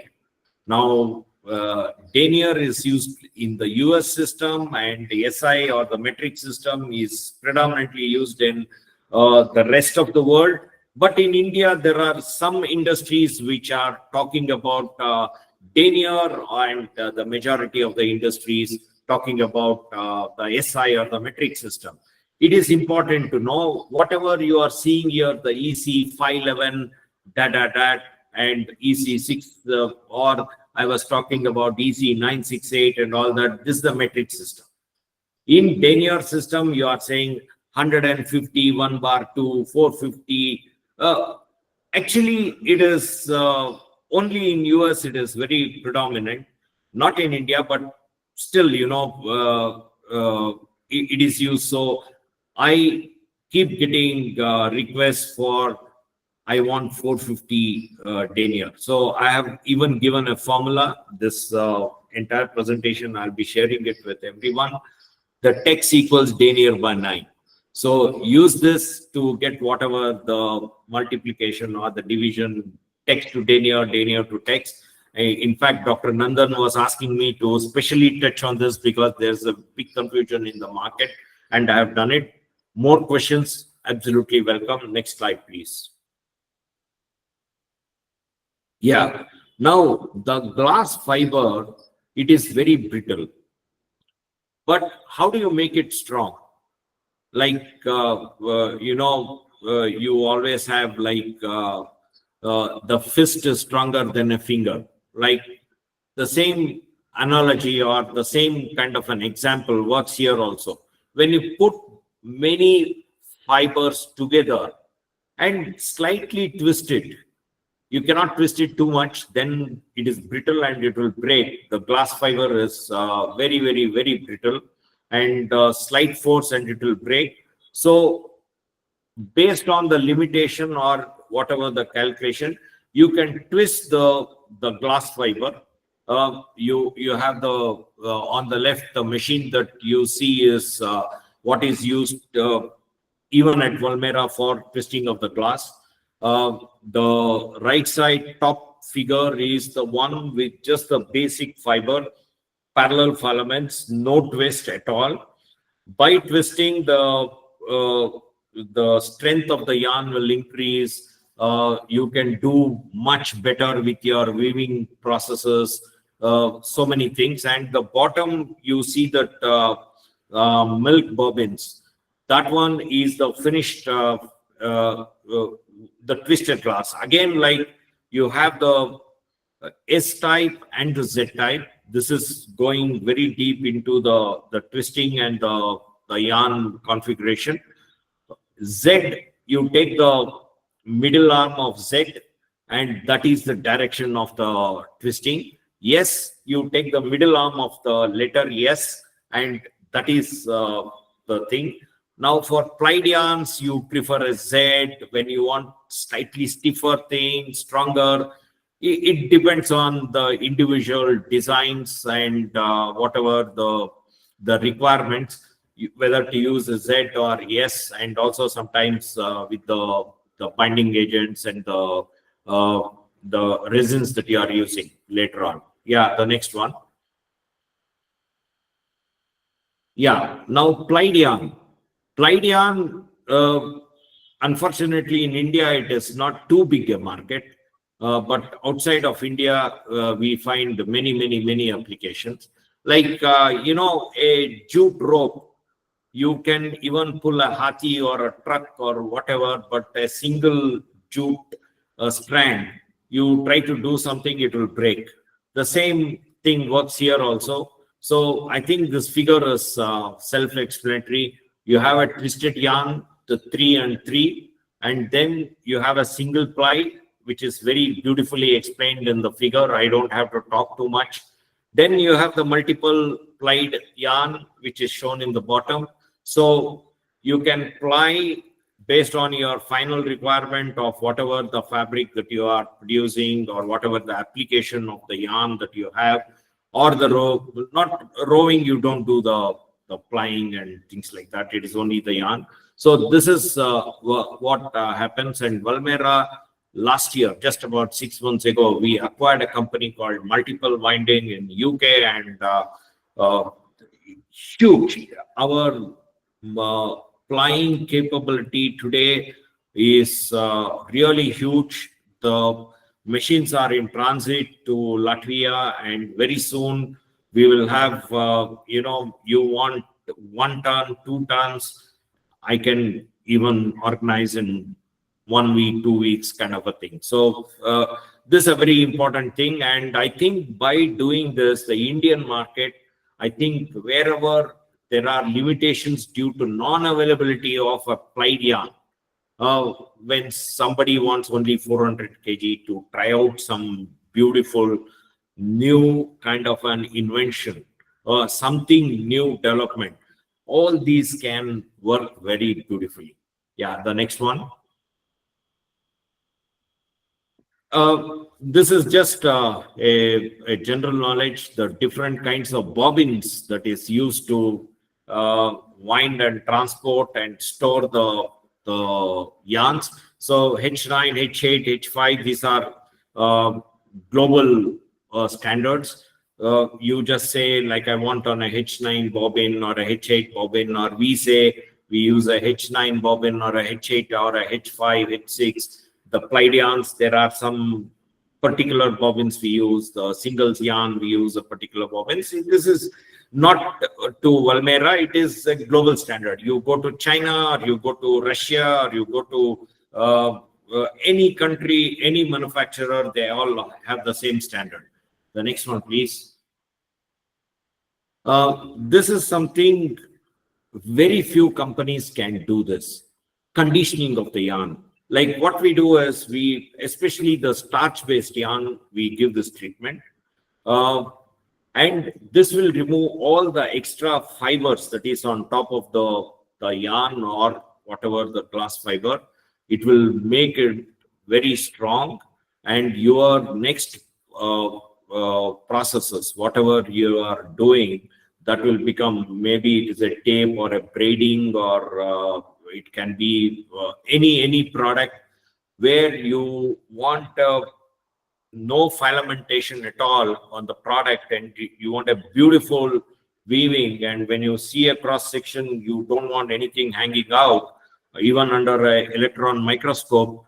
This is some of the things, and this is something that we are giving it, this solution, to very known good customers who are asking for an exemplary output quality, you know. And the Chinese one, they don't do it, and so that is where we have an upper hand. I have also given the advantages of this: higher abrasion resistance, compact and elastic, more protected during transportation, and very easy to process further production steps. The next one. I have almost come to the end of my slideshow, don't worry. Now, there are many requirements where it has to be a continuous input from one yarn. You see this in the roving also.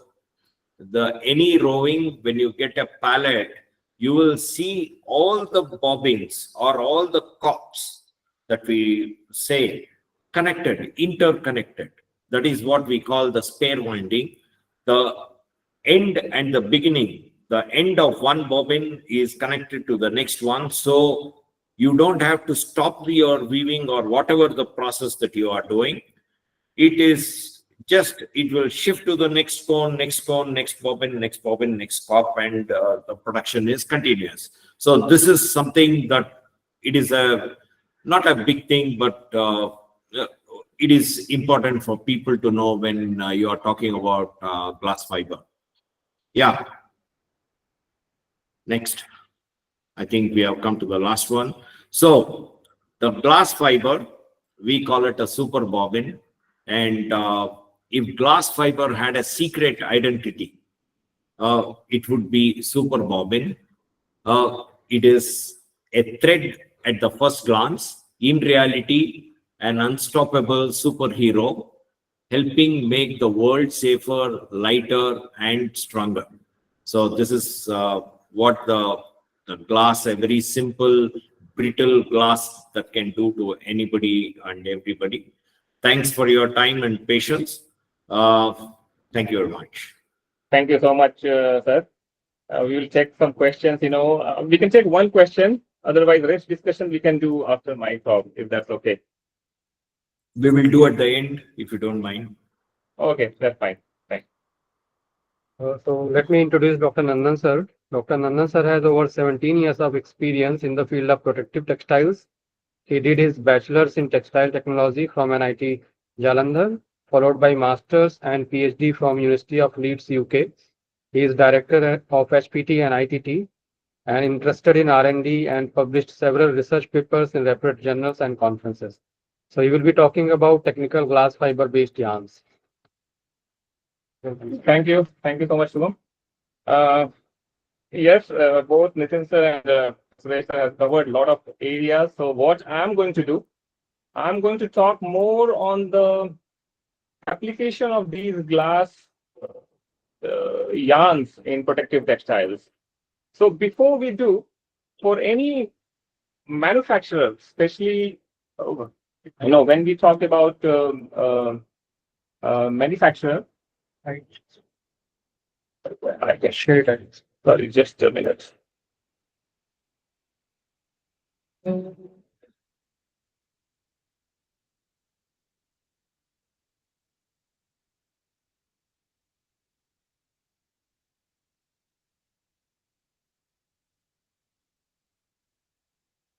I'm mainly concerned about small companies who are trying to get into technical textiles. So I try to bring more and more challenges, what is being faced by small companies.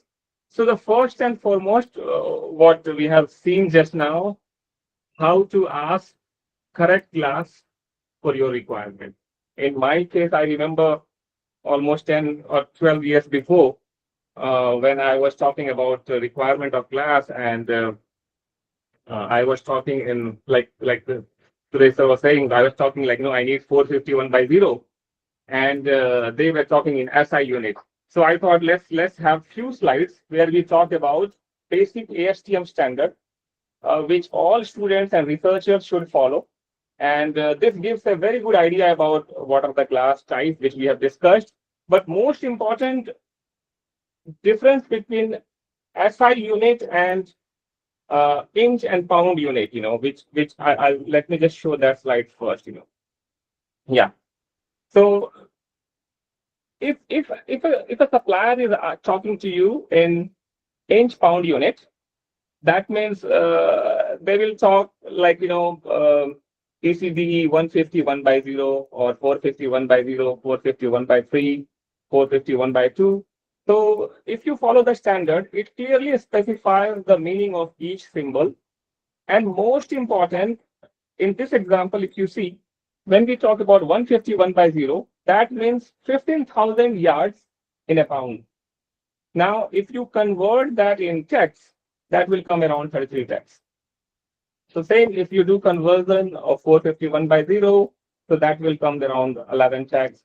So in that way, you can work out whether a supplier is talking in inch pound unit, or the simple way is, like sir was saying, you should ask them to follow SI units. That means they can give you spec sheet which talks about EP6, 33, 1 by 0, Z twist or 40. So, so this is very important, and this is sometimes becomes very challenging for companies who would like to get into this, and where to start, and how to source the raw material. So again, coming back to introduction, from my experience, what I have seen, although we are from textile background, but when we talk about glass, e-glass is most common. And I was going through a book, and I felt I should share this table. Now, this table, you can see the first patent of 1940. The first patent, if you see the composition, there is no boron in this. So we are talking about silica oxide, alumina, and then magnesium oxide and calcium oxide. There is no boron. And then obviously boron was added to improve the properties. Now, again, we are talking about boron-free glass, mainly to do with, I think, pollution and, the higher cost of melting. So I think we are going back to the origin of glass, which was in 1940.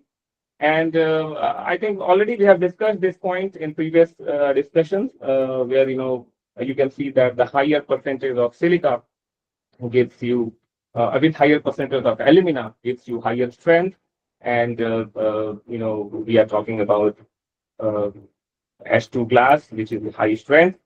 And this is again interesting comparison when we talk about E-glass, ECR glass, advanced glass. So again, you can see the percentage here, silica, aluminum oxide, magnesium oxide, and calcium oxide.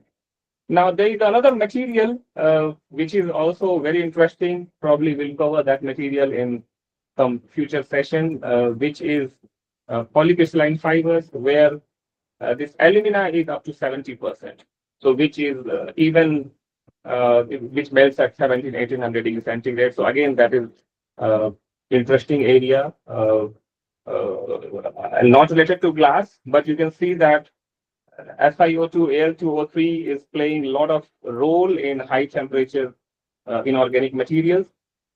Now, this slide, this is how my journey in glass started. I'm talking about 2007 or 8, when I saw this first slide in UK, and I was told that E-glass felt, E-glass non-woven of same dimensions at 800 degrees centigrade at 60 minutes, it shrinks, whereas ECR performs really well. So that's how, we started some development. It was a small project, and now I'm doing some work on protective textiles as well as on the automotive side. So again, same thing I was talking. These things are mentioned in the standard as well.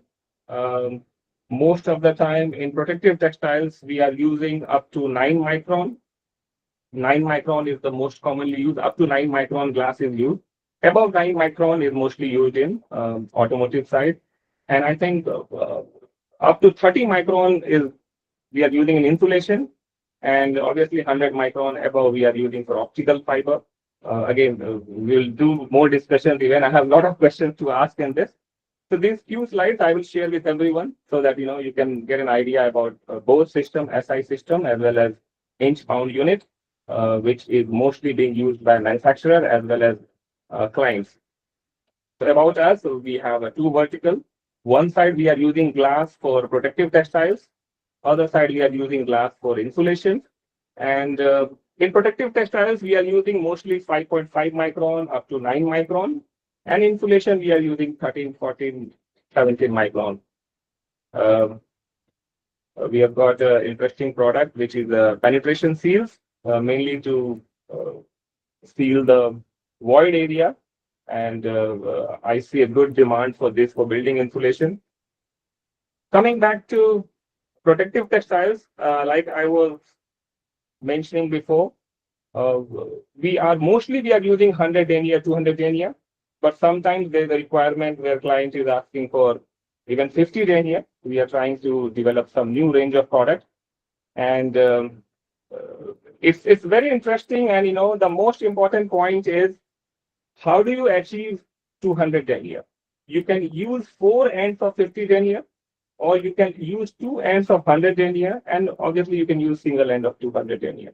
So that's where the most of the development and most of the trick is happening in protective textiles.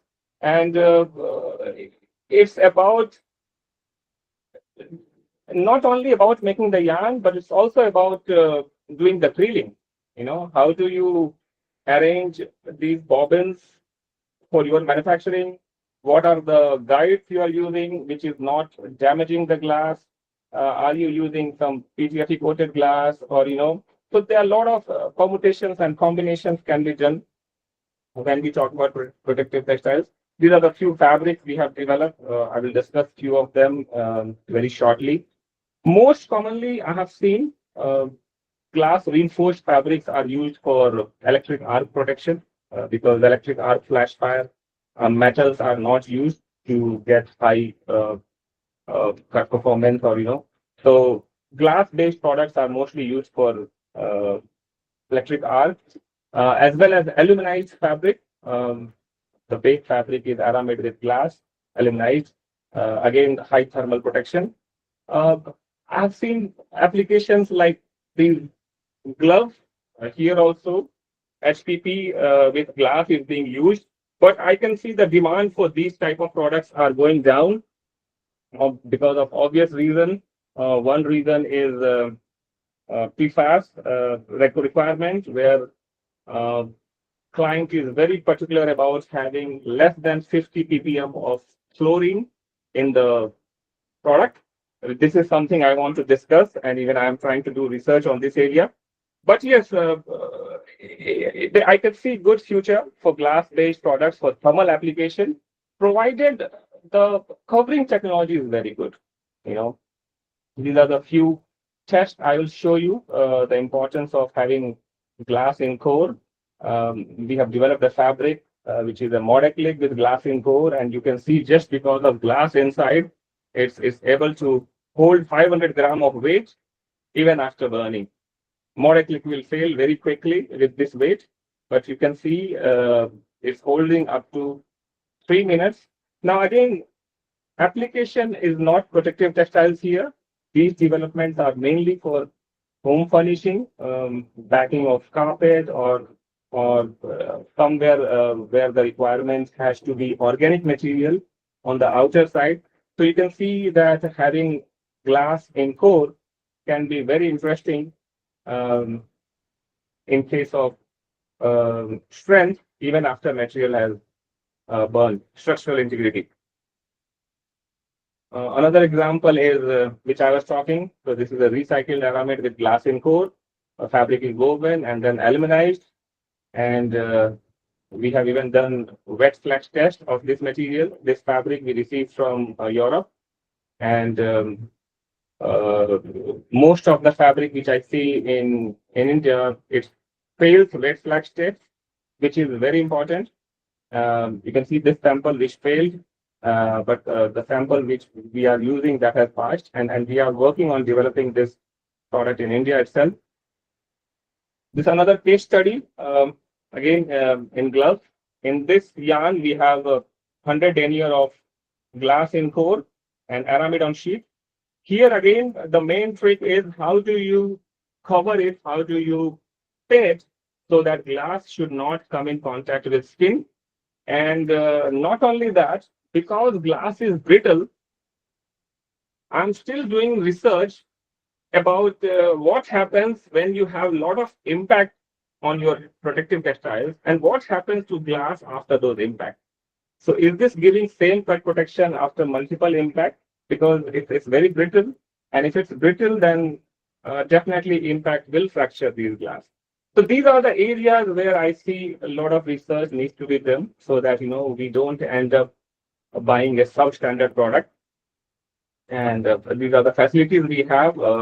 Just wanted to show these facilities so that the student researcher, they want to use this facility, they are most welcome. Many students are working with us on abrasion, cut, shear, puncture, impact, thermal protection, electrostatic protection, and I can see huge demand for these products coming up in future.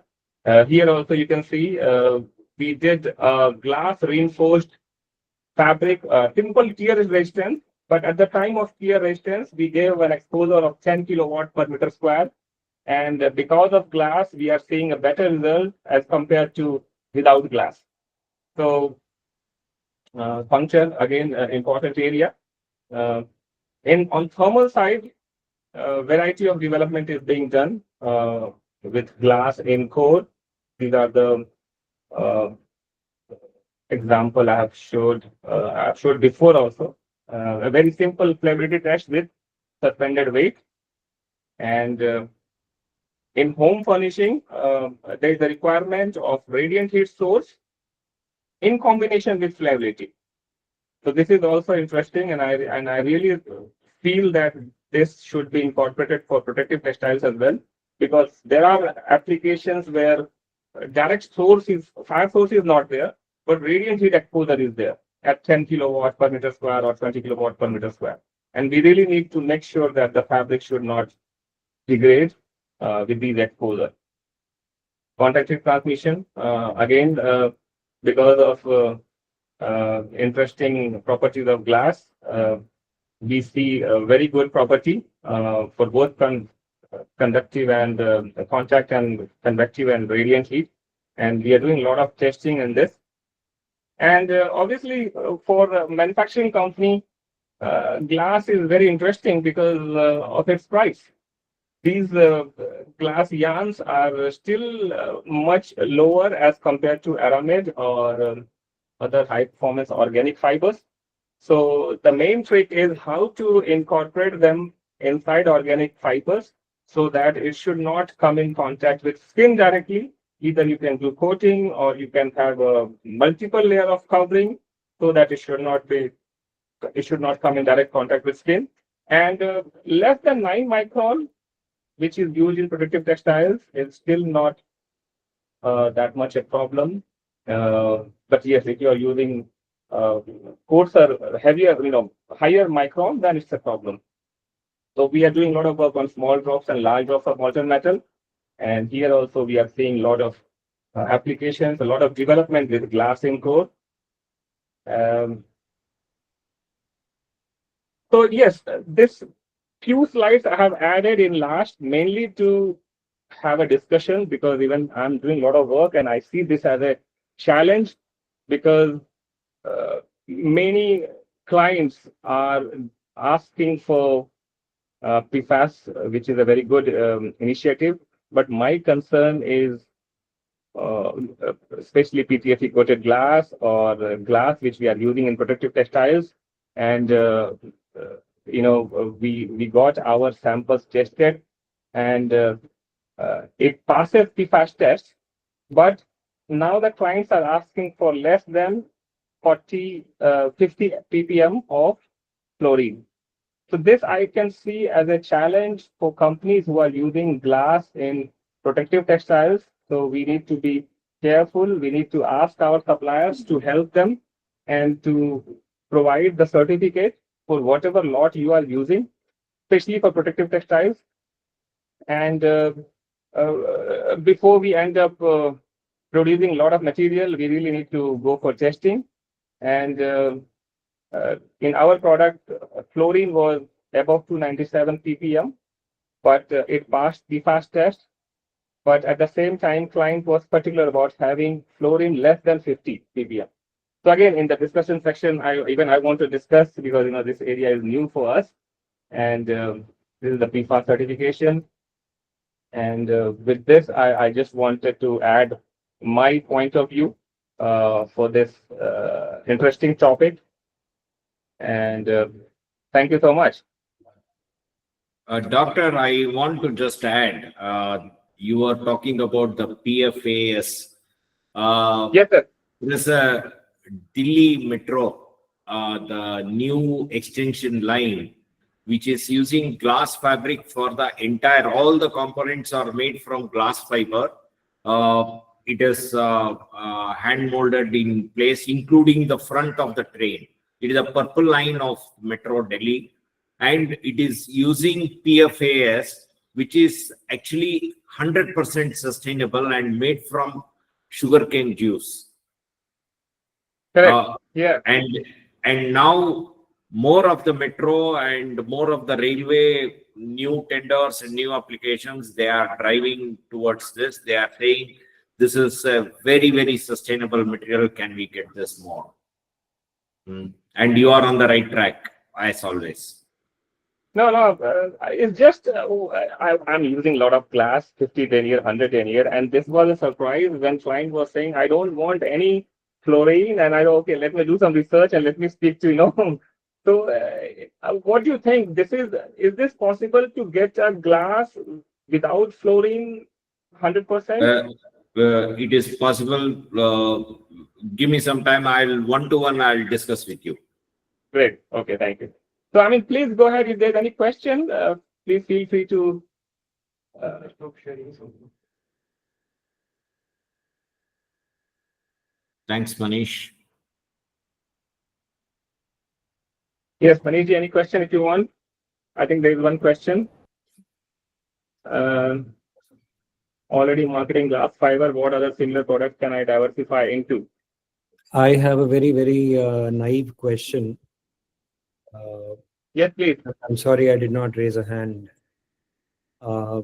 In a standard knitting machine and standard 30-40 denier glass yarn, 30-40 count glass yarn, how does it affect the knitting machine?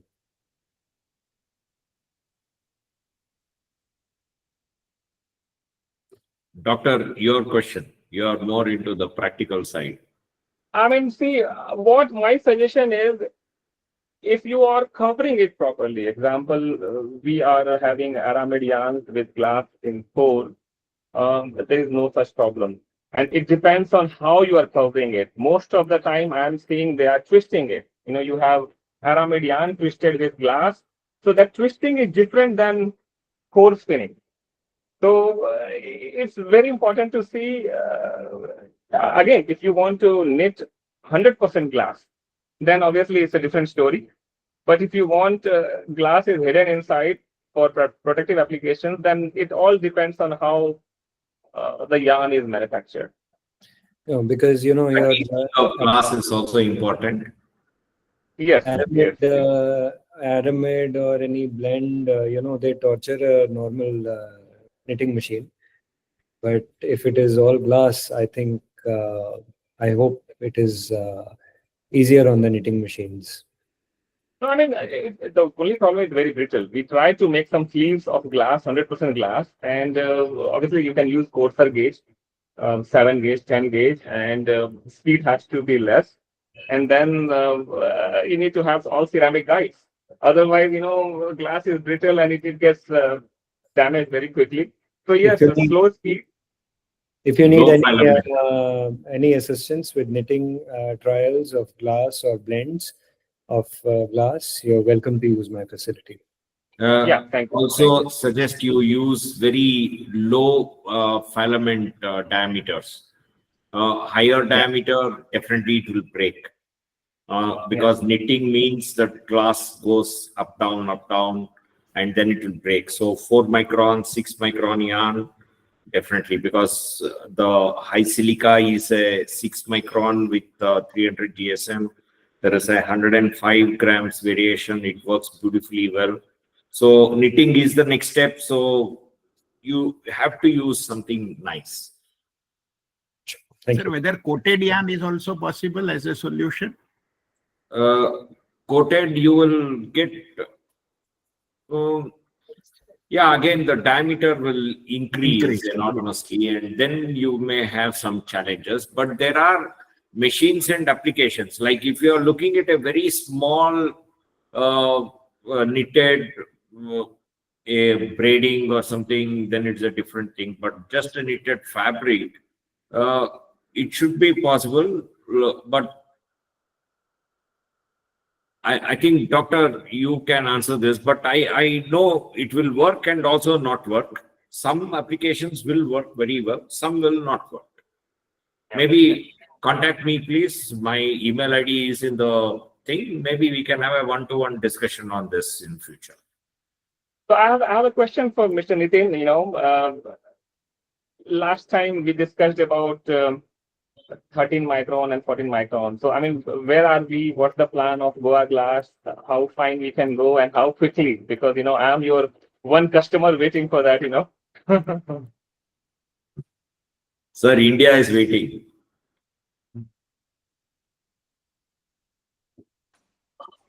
So your voice is not audible. Sorry. I put it on mute. See, basically the plant is under construction, and we are hopeful that by June we'll be able to start. And today we are producing 300 techs, but in some grade, but that is 16 microns. So it will take some more time. Then we will start the plant stabilizing, and then if you have some specific requirement, probably we can look at later. And Nitin sir, can you also help us about texturizing and flat? Because I have a lot of students here. They keep asking about texturizing and flat. So I mean, can you share your views where we can use texturized material and where we can use flat? See, texturizing material can be used.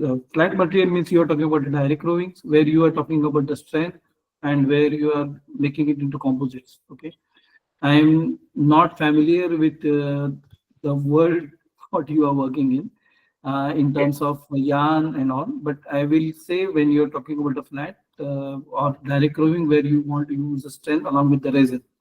When you want to use the texturized, where this typical application or where you need to have more this kind of applications where you can use the texturized applications. Texturizing is also used, I think Suresh ji knows more than me, where for the glass coverings and wall coverings, these applications also texturizing material is used. Wherever you need to increase the volume, I can send you a lot of literature on this, examples on this. We have a small valve kind of a thing with an angular inlet for the yarn and the air pressure from the bottom. And the whole thing, it just opens up, and then we use this to whatever the end use as a yarn or most of the time supplier will say we can supply you texturized, but I have not found any standard which talks about degree of texturizing. So it's like if they are saying we'll give you texturized 600 text, we don't know how much texturization they will do and what is the end text of the yarn. So I don't know if there is a standard which talks about, okay, 600 text, after texturizing you will get 650, or is it still a gray area? VALMIERA has a huge range in this. I'll send you the info. I will just add one more point over here. See, we are basically from the reinforcing point of view. Okay, our glass fibers are used for the reinforcing. So jokingly, many times we say the texturized material is the destruction of a fiber because you are that way technically Correct. destroying the fiber, Mm. and the when it is used along with the resin, then you lose the properties. So my knowledge in terms of other applications like what you have is very limited because we are from reinforcement point of view. Right. You are right, Nitin. It doesn't make sense to texturize and then soak Exactly. Yeah. That's wet yeah. it using a resin. But wherever you have a dry kind of an application, a winding or something like that, where you need to really hold the heat or some losses, then I think it is an excellent solution. Yes. I think we have a question. What is the size of glass fabric market in India? So, Okay. Suresh, you have any- We all know that. I know this. Last year, the total imports into the country, including the local manufacturer, was 340,000 tons. 340,000 tons. Okay, and the local production, including the H class, is lakh 20 or lakh 30 tons. So this is the gap, and this is where the new furnaces and all the things that is happening in the next couple of years, it's going to add. So I think this answers the question. So what is the size? Great. I think I'll take one question. Or please, if any question is there, please go ahead. Yes, sir. Hello. Hi, sir. I am Subham Singh, a PhD student in IIT Delhi.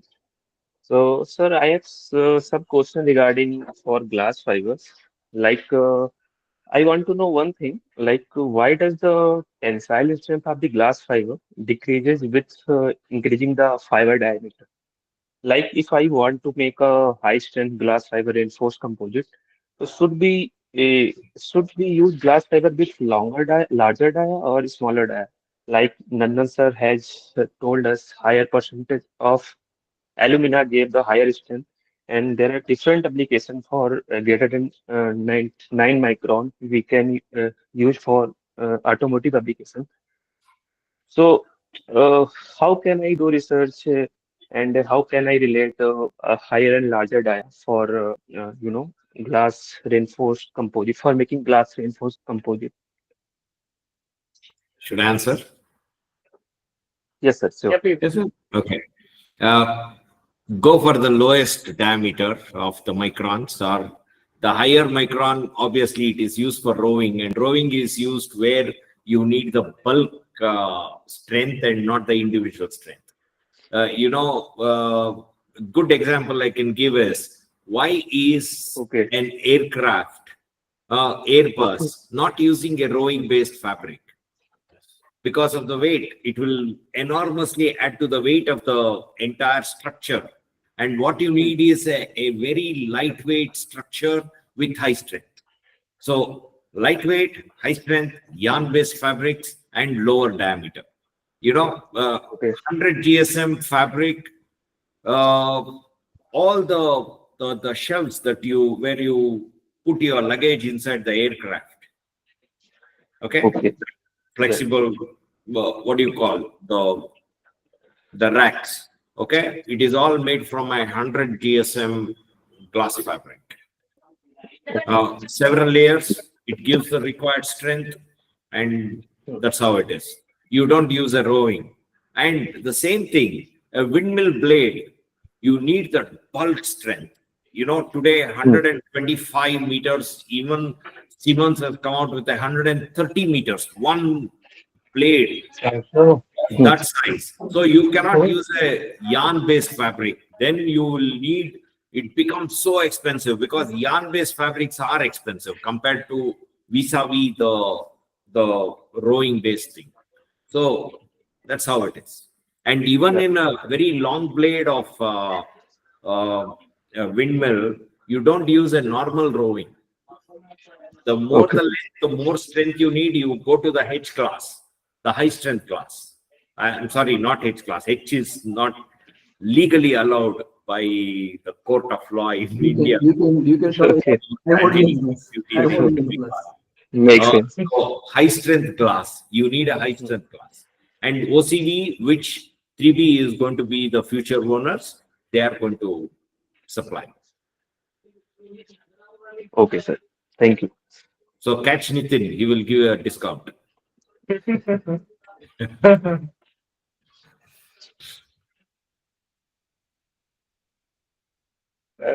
Any more questions? Abhay, Okay. he's doing Sir, the my PhD on- presentation is already with you, Doctor. Yes, I will share with everybody. Yes. And you can share it as, oh, I have not given my email ID in that. Okay, anyway.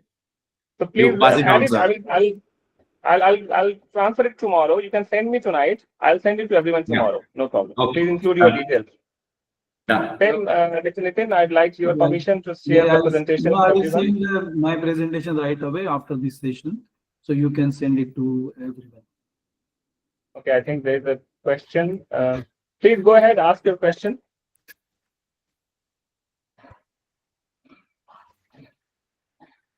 Sir, I have a question. Please, yeah.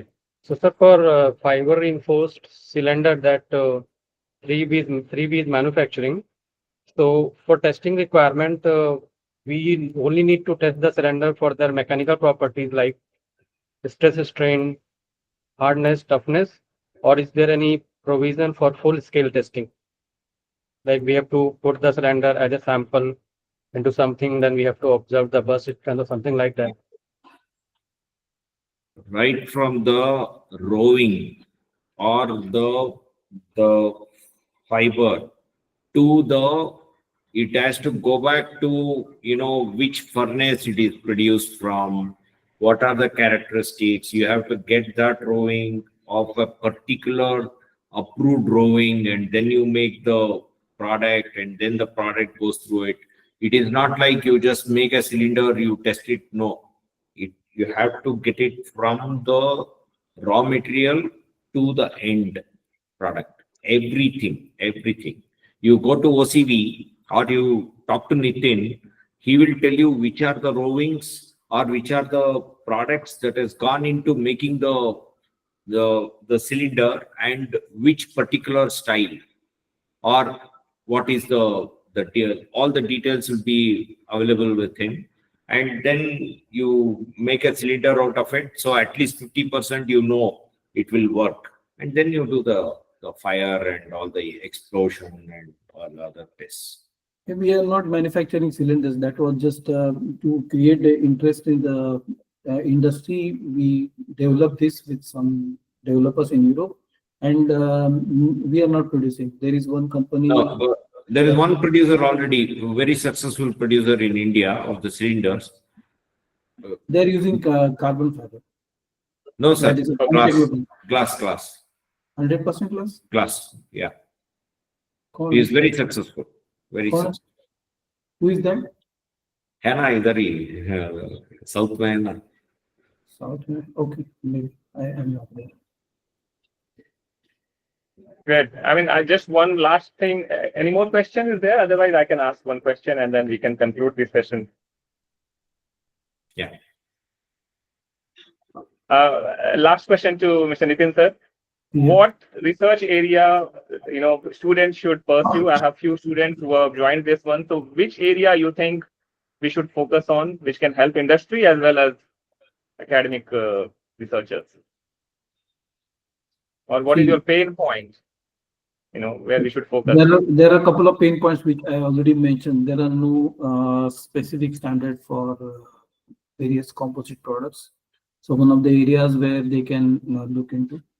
Second thing is Bureau of Indian Standard is very quietly, actively working on various standards, and if they can contribute to the Bureau of Indian Standards, that will be also a great help, because in third thing is they have to find out different areas where they can replace conventional materials meaningfully.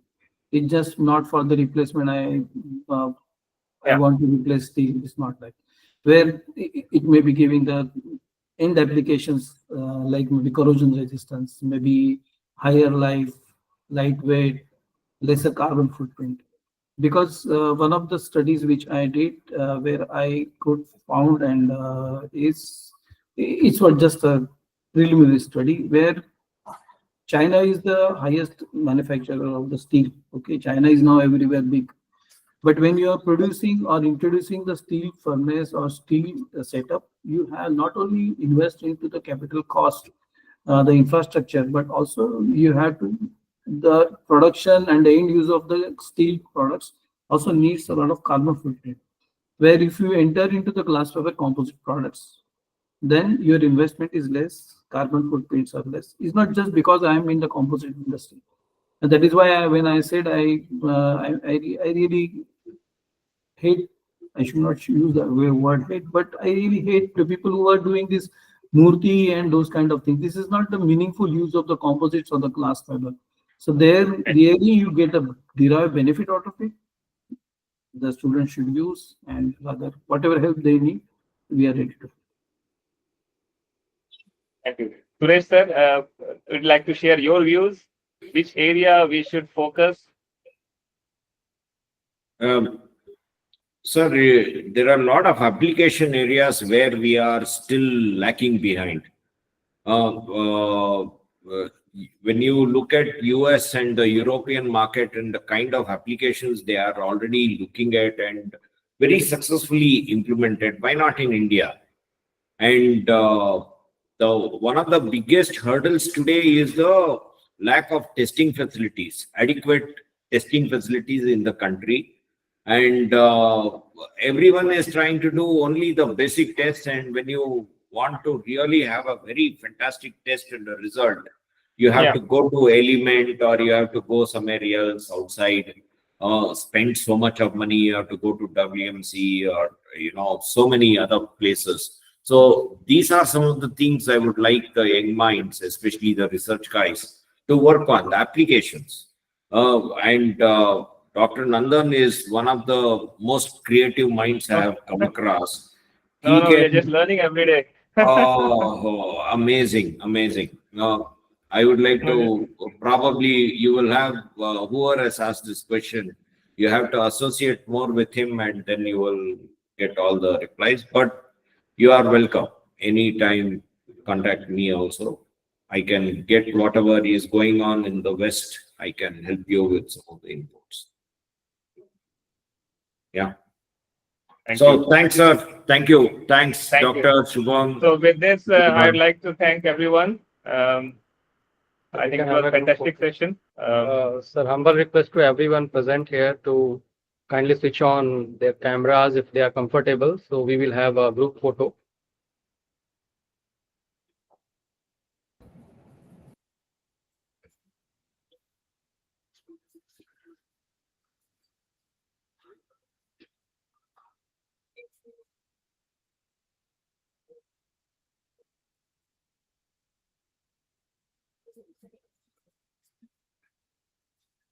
Thank you. Thank you so much. Thank you once again. Known faces. Hi, Parik. Thank you. Thank you, sir. Thank you. Good evening, sir. Good evening. Thank you. Thank you. Thank you very much for this. Always I could meet him in the exhibitions. Yes, sir. Yes. Good. Nice to see you again. Thank you, sir. Thank you.